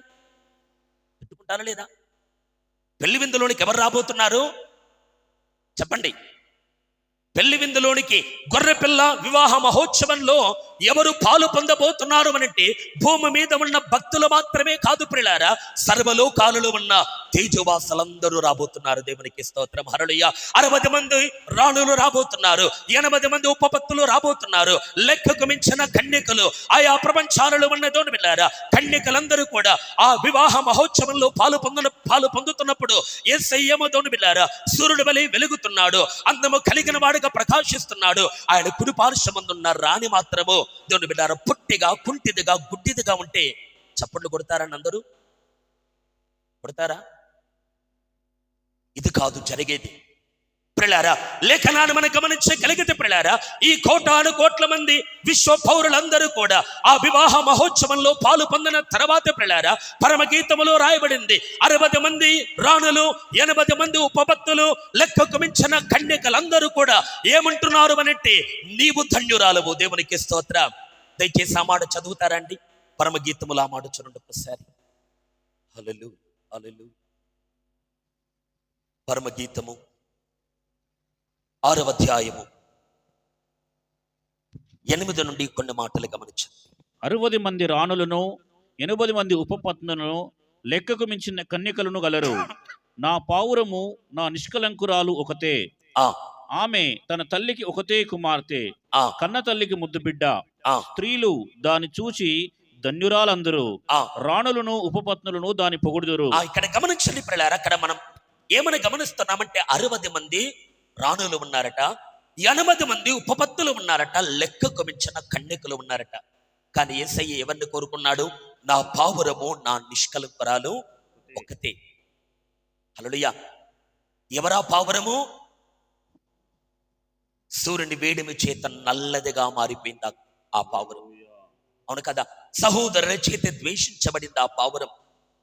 ప్రియులారా, ఎందుకో ఎన్నో మారులు యజమానునికి అపనమ్మకంగా బ్రతికింది ఆ పావురం. అయినప్పుడు కూడా యేసు ప్రభు ఏమంటాడంటే, ఇదిగో లెక్కకు మించిన కన్యకులు మీరు నా దగ్గర ఉన్నా, 60 మంది రాణులు మీరు నా దగ్గర ఉన్నా, 80 మంది ఉపపత్తులు మీరు నా దగ్గర ఉన్నా, నేను కోరుకున్నది మాత్రము ఈ పావురాన్ని. దేవునికి స్తోత్రం. ఈ నిష్కలంకురాలని అని అంటూ ఉన్న వేలి పిల్లారా, అక్కడేమంటున్నారు ఆ స్త్రీలు అనంటే వచ్చిన రాణులు, వచ్చిన ఉపపత్తులు, వచ్చిన స్త్రీలు దానిని చూచి, ఆ పావురాన్ని చూసి, ఆ సంఘాన్ని చూసి, ఆ వధువు సంఘాన్ని పిల్లారా యేసయ్య కుడి పార్శ్వ మందు మహారాణిగా ఆయన సన్నిధానమును నిలిచి ఉన్న ఆ పరిశుద్ధ కన్యకను చూసి ఏమంటారు అని మనం చూడగలిగితే ప్రియులారా, అమ్మా నీవు ధన్యురాలవు.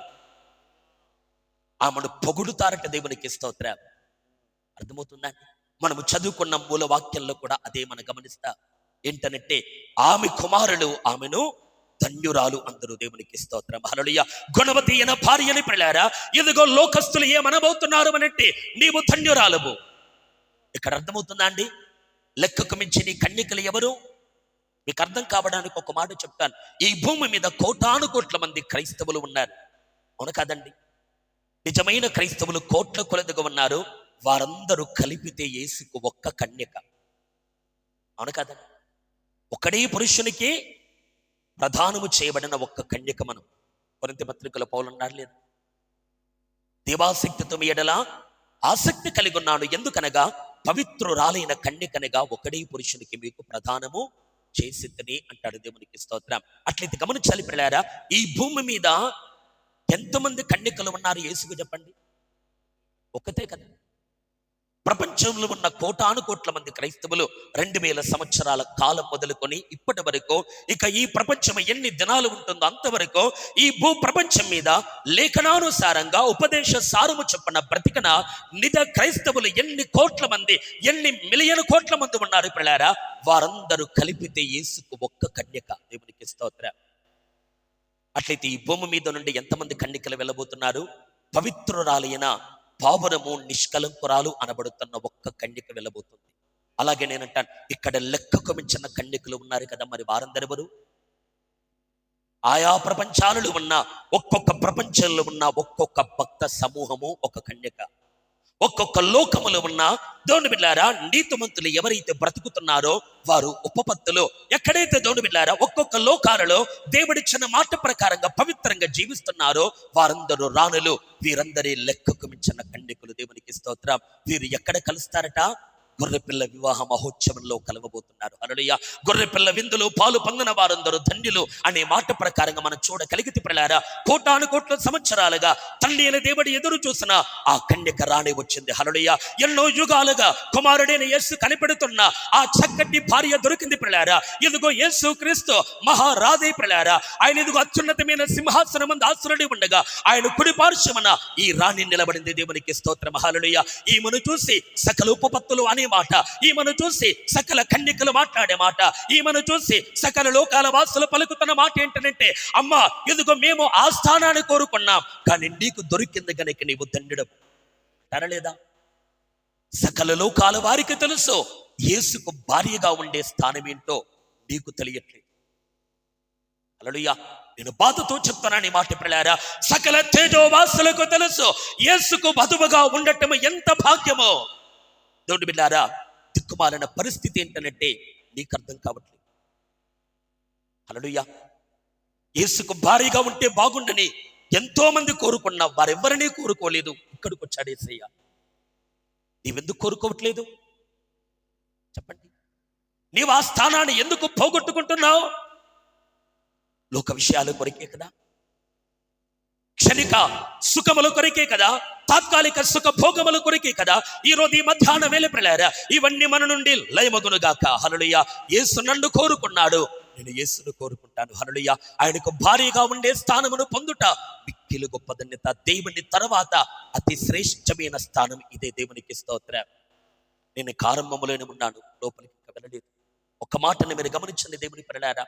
ఆయనకు భార్యగా ఉండడానికి ఈ మధ్యాహ్నం వేళ మీ జీవితాన్ని అప్పగిస్తారా? ఒక్కటి నీవు ఆలోచించు. నీ లోపల ఉన్న కొన్ని గుణగణాలు ఏవైతే ఉంటాయో వాటిని గురించి ఒక 5 నిమిషాలు ఏకాంతంగా ఒంటరిగా ఉండి ఆలోచన చేసుకో. నా లోపల ఉన్న ఈ మాటలు నా యేసయ్యకు నచ్చుతాయా? నా లోపల ఉన్న ఈ ప్రవర్తన పెళ్లి కుమారుడికి నచ్చుతుందా? నా లోపల ఉన్న ద్వేషాలు కావచ్చు, అసూయలు కావచ్చు, అబద్ధాలు కావచ్చు, ఇతరులను ద్వేషించడం కావచ్చు, నేను ఎవరి మీద నేరారోపణ చేయట్లేదు దేవుని వారలారా. మీకు మీరుగా ఏకాంతంగా దేవుని సన్నిధిలో కూర్చొని, ప్రభువా ఇవన్నీ నా లోపల ఉన్నాయి, ఇవన్నీ నీకు నచ్చుతాయా ప్రభువా? పరిశీలించుకుంటే ధన్యులం కదా. పెళ్లి కుమారుడా, నా లోపల ఉన్న ఈ రహస్యం ఎవరికీ తెలియకపోవచ్చు, కానీ నీకు తెలుసయ్యా, ఇది నీకు నచ్చుతుందా? నచ్చకపోతే నేను వెంటనే మార్చుకుంటాను అని మార్చుకోండి. హల్లెలూయా. ఈ లక్షణము అయ్యా నీకు అసహ్యము అని పరిశుద్ధాత్మ దేవుడు నీకు ఒప్పుకోలు కలిగిస్తే పిల్లారా నీవు వెంటనే నీ బ్రతుకుని దిద్దుకునేట్టుగా మార్చబడు. దేవునికి స్తోత్రం. మారదామని కొంతమందిలో ఇంకా వెలిగించబడట్లేదు ఈ మాట. సకల తేజోవాసులు ఏమంటున్నారండి? మేము ధన్యులం కాదు, నీవు ధన్యులు అంటున్నారా లేదా? వారిలో ఏ పాపాలు లేవు, వారిలో ఎలాంటి దేవుని వినారా పెద్ద పెద్ద దోషాలు లేవు. వారు చాలా బలవంతులు, మనకంటే తేజోవాసులు, మనకంటే బలవంతులు, మనకంటే శక్తి కలిగిన వారు, దేవుని చిత్తాన్ని వెనువెంటనే చేసే తత్వం ఉన్నవారు. వారితో మనల్ని పోల్చుకుంటే మన జీవితం అదో పాతాళములో ఉంటుంది. అయినప్పటికీ కూడా వారికి లేని ఆధన్యత మనకిచ్చినందుకు వారు ఏమంటున్నారు తెలుసా? అమ్మా నీవు ధన్యురాలవు. దేవునికి స్తోత్రం. స్త్రీలందరిలో నీవు ధన్యురాలవు, సకల లోకాలలో ఉన్న భక్తులందరిలో కూడా నీవు ధన్యురాలవు, నీవు అదృష్టవంతురాలవు. ధన్యురాలవు అంటే అర్థం ఏంటంటే నీవు ఇదిగో జాబ్ పట్టుకొట్టేసావంటున్నారు. దేవునికి స్తోత్రం. నీకు దొరికింది అదృష్టం అంటున్నారా లేదా చెప్పండి? ఆమె కుమార్తెలు ఏమంటున్నారు? ఆమెను అమ్మా నీవు ధన్యురాలవు అంటారు. దేవునికి స్తోత్రం. హల్లెలూయా. ఇక్కడ లెక్కకు మించిన కన్యకలు కూడా ఏమంటున్నారు అనంటే అమ్మా నీవు ధన్యురాలవు అనబోతున్నారు. దేవునికి స్తోత్రం. ఆ ధన్యకరమైన స్థానాన్ని పొందుకుంటారు విశ్వాసులారా. ఈ క్రొత్త సంవత్సరంలో ఒక మంచి తీర్మానం మనం చేద్దాం. ప్రభా నీవు ఇష్టపడేట్టుగా నా జీవితాన్ని దిద్దుకుంటాను ప్రభా. నీవు నన్ను చూడగానే హత్తుకునేట్టుగా నా లైఫ్ స్టైల్ మార్చుకుంటాను ప్రభా. నీకు నచ్చిన మాటలే నేను కలిగి ఉంటాను. నీకు నచ్చిన ప్రవర్తనే నేను చేస్తాను. నీకు నచ్చినట్టుగా నేను బ్రతుకుతాను. చిన్న పెద్ద ఏమాత్రము వ్యత్యాసము లేకుండా అందరూ తీర్మానం చేస్తారు. చెప్పండి, అర్థమవుతుందండి? ఒక్కసారి స్తోత్రం చెప్తారా? ఒక రకమైన మత్తు ఆవరిస్తుంది కొందరిని. బిగ్గరగా స్తోత్రం చెప్పండి. హల్లెలూయా. ఆ గొప్ప స్థానాన్ని పొందుకుందామా? చెప్పండి. సర్వలోకస్తులు యేసును మాత్రమే కాదు మనల్ని కూడా పొగడబోతున్నారు. దేవునికి స్తోత్రం. హల్లెలూయా. యేసయ్యను మాత్రమే కాదు పిల్లారా, ఆయన మనల్ని కోరుకున్నందుకు మనల్ని గణపరచిపోతున్నారు. ఒక్కసారి ఆలోచించండి పిల్లారా. ఎక్కడ భూమి, ఎక్కడ మట్టి గడ్డ, ఎక్కడ భూమి మీద మట్టితో సమానమైన నలుసు లాంటి వారు పిల్లారా, మనము ఆ ఉన్నతమైన స్థానాన్ని పొందుకోవటం ఏంటండి? చెప్పండి. మనం అంత గొప్ప భాగ్యాన్ని సంతరించుకోవటం ఏంటండి? మనం అంత గొప్ప స్థానాన్ని దక్కించుకోవటం ఏంటండి? అది ఆలోచిస్తేనే ఒళ్ళు జలధరిస్తుంది, హృదయం ఉప్పొంగిపోతుంది. ప్రభా అయ్యా, ఈ మట్టిలో పడి ఉన్న నన్ను నీ వెన్నుకున్నందుకు స్తోత్రం. హల్లెలూయా. ఎన్ని పరిస్థితులు కలిగినా ఏదైనా పోగొట్టుకొనడానికి సిద్ధపడతానయ్యా, ఈ స్థానాన్ని మాత్రమే నేను పోగొట్టుకోను. హల్లెలూయా.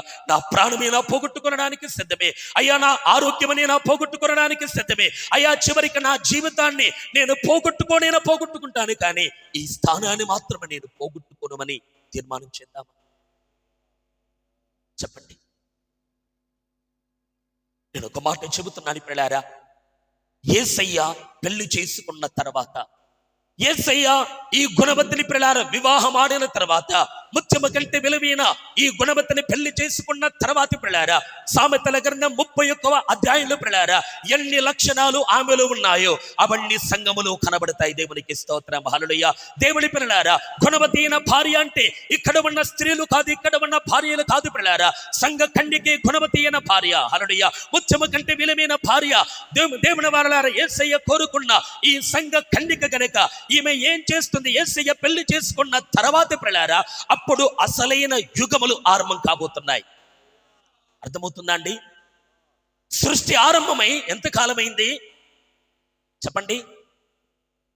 1000 కోట్ల సంవత్సరాలు అయినా కూడా ఇది పిండ దశలో ఉంది. దేవునికి స్తోత్రం. అండ పిండ బ్రహ్మాండం అంటాం కదా మనం. అండం అంటే తల్లి గర్భములో చిన్న అండం, పిండం అంటే కాస్త ఎదిగిన శిశువు, బ్రహ్మాండం అంటే అర్థం ఏంటి?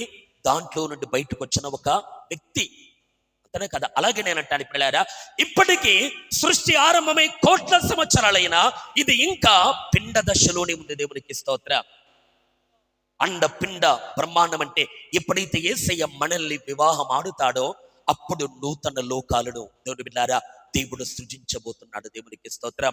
ఇంకొక మాట మాత్రమే నేను చెప్పి ముగిస్తాను. దేవుని వారలారా, యేసయ్య పెళ్లి చేసుకున్న తర్వాత, వివాహము చేసుకున్న తర్వాత, నేను అంటున్న మాట పిల్లారా, మనం చదువుకున్న మూలవాక్యంలో ఆమెకు కుమారులు ఉన్నారట.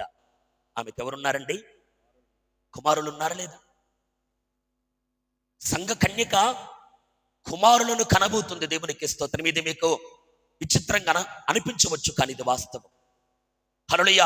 సంఘ కన్యక యేసుక్రీస్తు ఆదము హవ్వలు కలిసి పిల్లారా ఎలాగైతే ప్రపంచములో సంతానమును విస్తరింప చేశాడు పిల్లారా, అలాగే యేసుక్రీస్తుతో మనమందరము కలిసి నూతన సృష్టిని మనము చేయబోతున్నాం. దేవునికి స్తోత్రం.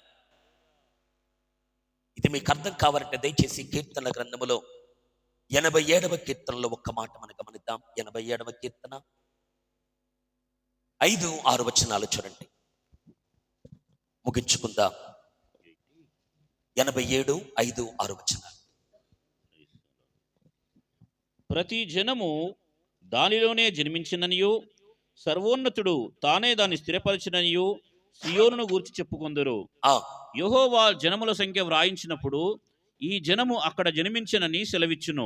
చూడండి పిల్లారా, ప్రతి జనము దానిలోనే జన్మించను అనియో సర్వోన్నతుడు తానే దానిని స్థిరపరచననియో సియోనును గురించి చెప్పుకుందరో యెహోవా జనముల సంఖ్య వ్రాయించినప్పుడు ఈ జనము అక్కడ జన్మించనని సెలవిచ్చిన దేవునికి స్తోత్రం. ఇక్కడ ఇద్దరు వ్యక్తులు ఉన్నారు. అక్కడ 5వ వచనంలో మనం చూడగలిగితే సియోను కుమార్ దేవుని బిడ్డలారా, సియోనును గురించి ఏమంటారంటే ప్రతి జనము దానిలోనే జన్మించింది అంటారట. కొంతమంది 6వ వచనంలో మనం చూస్తే సాక్షాత్ యెహోవా దేవుడు మాట్లాడుతున్నాడు, ఈ జనము అక్కడ జన్మించను. దేవునికి స్తోత్రం. ప్రతి జనము ఎక్కడ పుట్టిందట? ఇంకా మనం పైన ఆ 3వ వచనాన్ని చూస్తే దేవుని పట్టణమా మనుష్యులు నిన్ను గురించి మిక్కిలి గొప్ప సంగతులు చెప్పుకుందరు. దేవునికి స్తోత్రం. ఇది ఎవరిని గురించి మాట్లాడుతున్నాడు దేవుడు? దేవుని పట్టణమును గురించి మాట్లాడుతున్నాడు. అంతే కాదండి. ఏ పట్టణాన్ని గురించమ్మా? దేవుని పట్టణాన్ని గురించి ఏమంటున్నాడు అనంటే ప్రతి జనము నీలో జన్మించింది. దేవుని పట్టణాన్ని గురించి ఏమంటున్నాడు? ఈ జనము ఇక్కడ జన్మించను అని పిల్లారా దేవుడు వారి జనసంఖ్యను తన గ్రంథములో రాస్తారట. దేవునికి స్తోత్రం. నేనంటున్న మాట పిల్లారా, అక్షరార్థంగా ఈ భూ ప్రపంచములో ఉన్న సకల జాతుల వారి పిల్లారా ఈ భూమి మీద ఉన్న యెరూషలేములో పుట్టలేదు, కానీ అక్కడ యెరూషలేములో క్రొత్త ప్రజలు పుట్టబోతున్నారు. దేవునికి స్తోత్రం. అర్థమైన వారు స్తోత్రం చెప్తారా? హల్లెలూయా. నూతన జనాంగములు, హల్లెలూయా, ఏ లోపము లేని లోపరహితులు పిల్లారా సృష్టికర్తను స్మరించేవారు, యెహోవా దేవుని నిండు మనస్సుతో ఆరాధించేవారు, ఎంత వెతుకనా మరలా ఒక సాతాను పుట్టడానికి ఛాన్స్ లేని పిల్లారా లోపరహితులు, ఒక క్రొత్త జనాంగం పిల్లారా సకల జాతుల వారు పైనున్న సియోనులో, పైనున్న దేవుని పట్టణములో, పైనున్న యెరూషలేములో యేసయ్య మనల్ని పెళ్లి చేసుకున్న తర్వాత పిల్లారా మనము జన్మను ఇవ్వబోతున్నాం. హల్లెలూయా. దానిని తప్పుగా అర్థం చేసుకోకండి పిల్లారా. మనము నూతన సృష్టిని యేసుతో పాటు కలిసి చేయబోతున్నాం. దేవదూతలు పిల్లారా యేసయ్య చేస్తున్న సృష్టిలో వారు సహకారులుగా ఉండలేకపోయారు, కానీ మనము ఉండగలము. దేవునికి స్తోత్రం. ఈ మాట ప్రత్యక్షపరచబడుతుందా మీకు? ఈ మాట మీకు అర్థమవుతుందా? దేవదూతలు దేవుడు సృష్టి చేస్తున్నప్పుడు ఊరుకున్నారంతే, అవును కదా? దేవుడు భూమికి పునాదులు వేస్తున్నప్పుడు దూతలు ఏం చేస్తున్నారండి? చప్పట్లు కొడుతున్నారు, అవును కదా? దేవుడు భూమికి మూలరాత్రి వేస్తున్నప్పుడు జయధ్వనులతో పాటలు పాడుతున్నారు. దేవాతి దేవుడు సృష్టిని చేస్తున్నప్పుడు దేవుని బిడ్డలారా ప్రేక్షక పాత్ర పోషిస్తున్నారు. అంటే ప్రేక్షకులుగా ఉండి పిల్లారా ఇదిగో చప్పట్లు కొడుతున్నారు, పాటలు పాడుతున్నారు, దేవాని ఎంత గొప్పవాడు అంటున్నారు. కానీ సంఘం అలా కాదు. హల్లెలూయా. వధువు అలా కాదు, యేసయ్య భార్య అలా కాదు పిల్లారా. నిత్యత్వములోనికి మనం వెళ్ళిన తర్వాత దేవుడు లోకాలను చేస్తున్నప్పుడు మనము కూడా చేయబోతున్నాం. హల్లెలూయా. ప్రపంచాలను మనము సృష్టించబోతున్నాం. అంత గొప్ప స్థానం పిల్లారా పొందుకున్న వారు ధన్యులు కాదా? హల్లెలూయా. ఆమె కుమారులు అంటారు, అమ్మా నీవు ధన్యురాలవు. చాలా మంది లెక్కకు మించిన ఉపపత్తులు కన్నికలు అంటున్నారు, నీవు ధన్యురాలవు అంటున్నారా లేదా? చెప్పండి. పరలోకానికి వెళ్ళిన తర్వాత భజన చేయటమే కాదండి, పరలోకం వెళ్ళిన తర్వాత హల్లెలూయా హల్లెలూయా అని ఈ మాటలే కాదండి, పరలోకం వెళ్ళిన తర్వాత యేసుకు సహకారులుగా ఉండబోతున్నా. దూతలు సహకారులు కాదు, వధువు సంఘము సహకారులు. అర్థమవుతుంది ఏంటండి? పదవి మీకు గొప్పగా అనిపిస్తుందా? లేదా ఇక్కడ ఉన్న ₹1,00,000 కావాలనిపిస్తుందా? చాలా మందిని చూస్తే ఏదో చెప్పుకుంటున్నారు, చెప్పుకొని అన్నట్టుగా ఉన్నారు, ముఖ్యంగా సిస్టర్స్. అర్థమవుతుందా అండి? దేవుడు సంఘ కన్యక కొరకు సిద్ధపరిచిన స్థానము మామూలుది కాదండి. మామూలుది అనుకుంటున్నారా? చెప్పండి. అభ్యంతరం అవుతుంది, అందుకే నేను ఇక్కడ ఆగుతున్నాను. గమనించాలి దేవుని వారలారా, నిజమైన సంఘ కన్యక కొరకు దేవుడు ఇస్తున్న స్థానం సకల లోకాలలో ఉండే తేజోవాసులు పొగడే స్థానం. హల్లెలూయా. ఎన్నో ఏండ్లుగా ఆ లక్కీ స్థానాన్ని పొందుకునడానికి మేము ఆశపడ్డాం, కానీ మా వల్ల కాలేదు. నీకు దొరికింది అంటారా లేదా? అమ్మా నీకు దొరికింది, నీవు ధన్యురాలు. హల్లెలూయా. అమ్మా నీకు ఈ స్థానము దొరికింది, నీవు ధన్యురాలవు. ఎందుకో యేసయ్య నిన్ను మెచ్చుకుంటున్నాడు అనంటే ఆహా నీకెంత ధన్యత దొరికిందని పిల్లారా యేసును మాత్రమే కాదు యేసుతో పాటు మనల్ని పొగడబోతున్నారు. దేవునికి స్తోత్రం. అర్థమవుతుందా? అర్థమవుతుందా? ఆ క్రీస్తు సంఘ కన్యకలో ఆ వధువు సంఘములో ఒక అంగముగా మారడానికి ప్రయాసపడింది. ప్రభు రాకడ దగ్గర పడింది. ఇప్పుడు చెప్పిన ఈ సంగతులన్నీ నెరవేరేటువంటి టైం చాలా సమీపంగా ఉంది. మనము సిద్ధపడదుముగాక. హల్లెలూయా, మనము సిద్ధపడదుముగాక.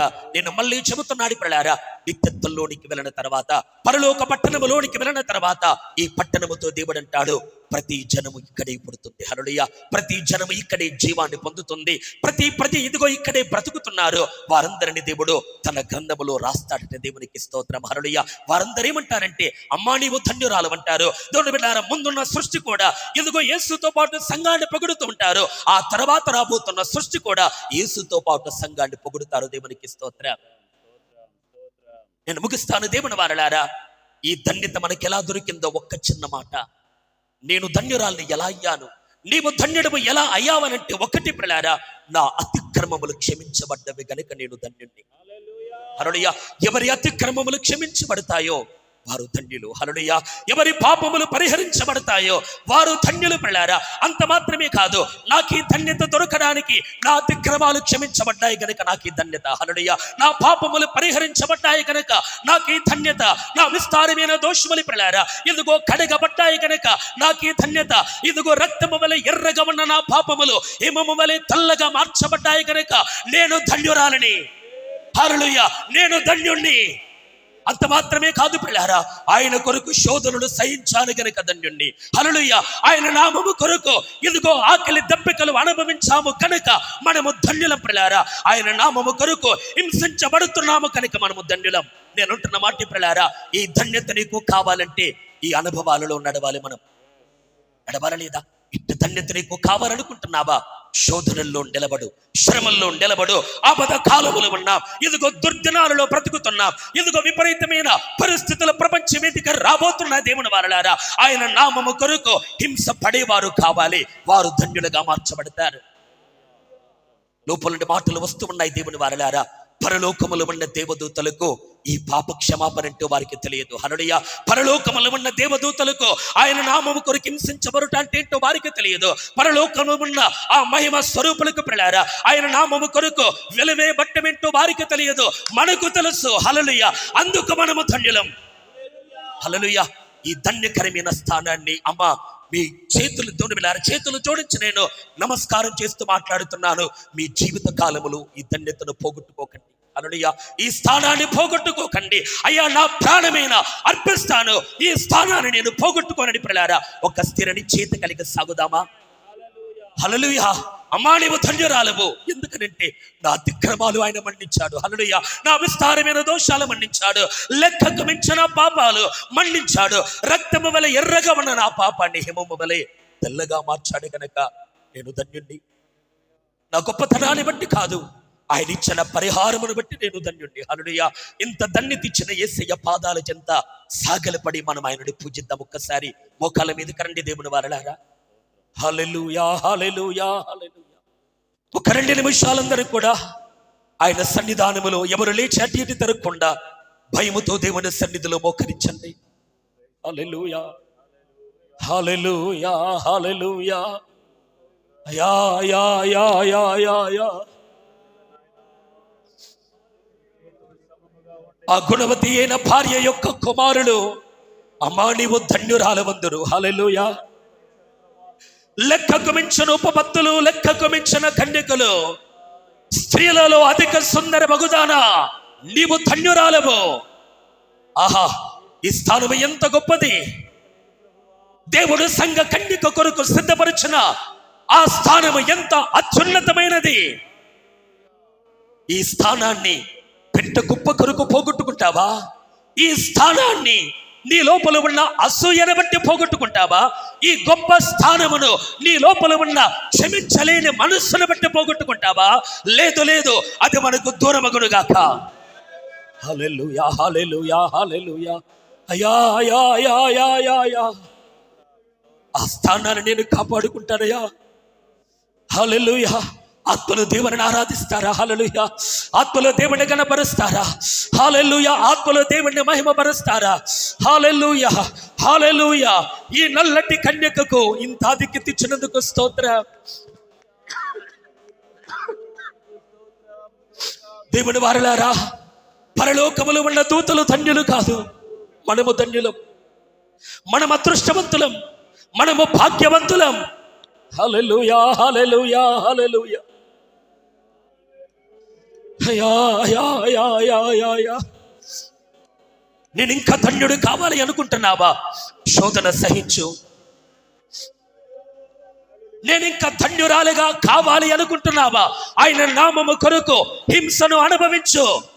నేను ఇంకా ధన్యుడిని కావాలి అనుకుంటున్నావా? యేసయ్య నామము కొరకు ప్రియులారా లోకస్తుల చేత దూషణలు పొందు. హల్లెలూయా, హల్లెలూయా, హల్లెలూయా, హల్లెలూయా. కవలవరవ శబ్దలాచుడాదరాదరాదరా. యేసయ్యా, యేసయ్యా. అదృశ్య దేవా, నీవు చేసిన సృష్టిని ధ్యానిస్తున్నప్పుడు నీ అదృశ్య లక్షణాలు మాకు తేటపరచబడుతున్నాయి. హల్లెలూయా. నీవు చేసిన సృష్టిని బట్టి స్తోత్రము తండ్రి. హల్లెలూయా, హల్లెలూయా.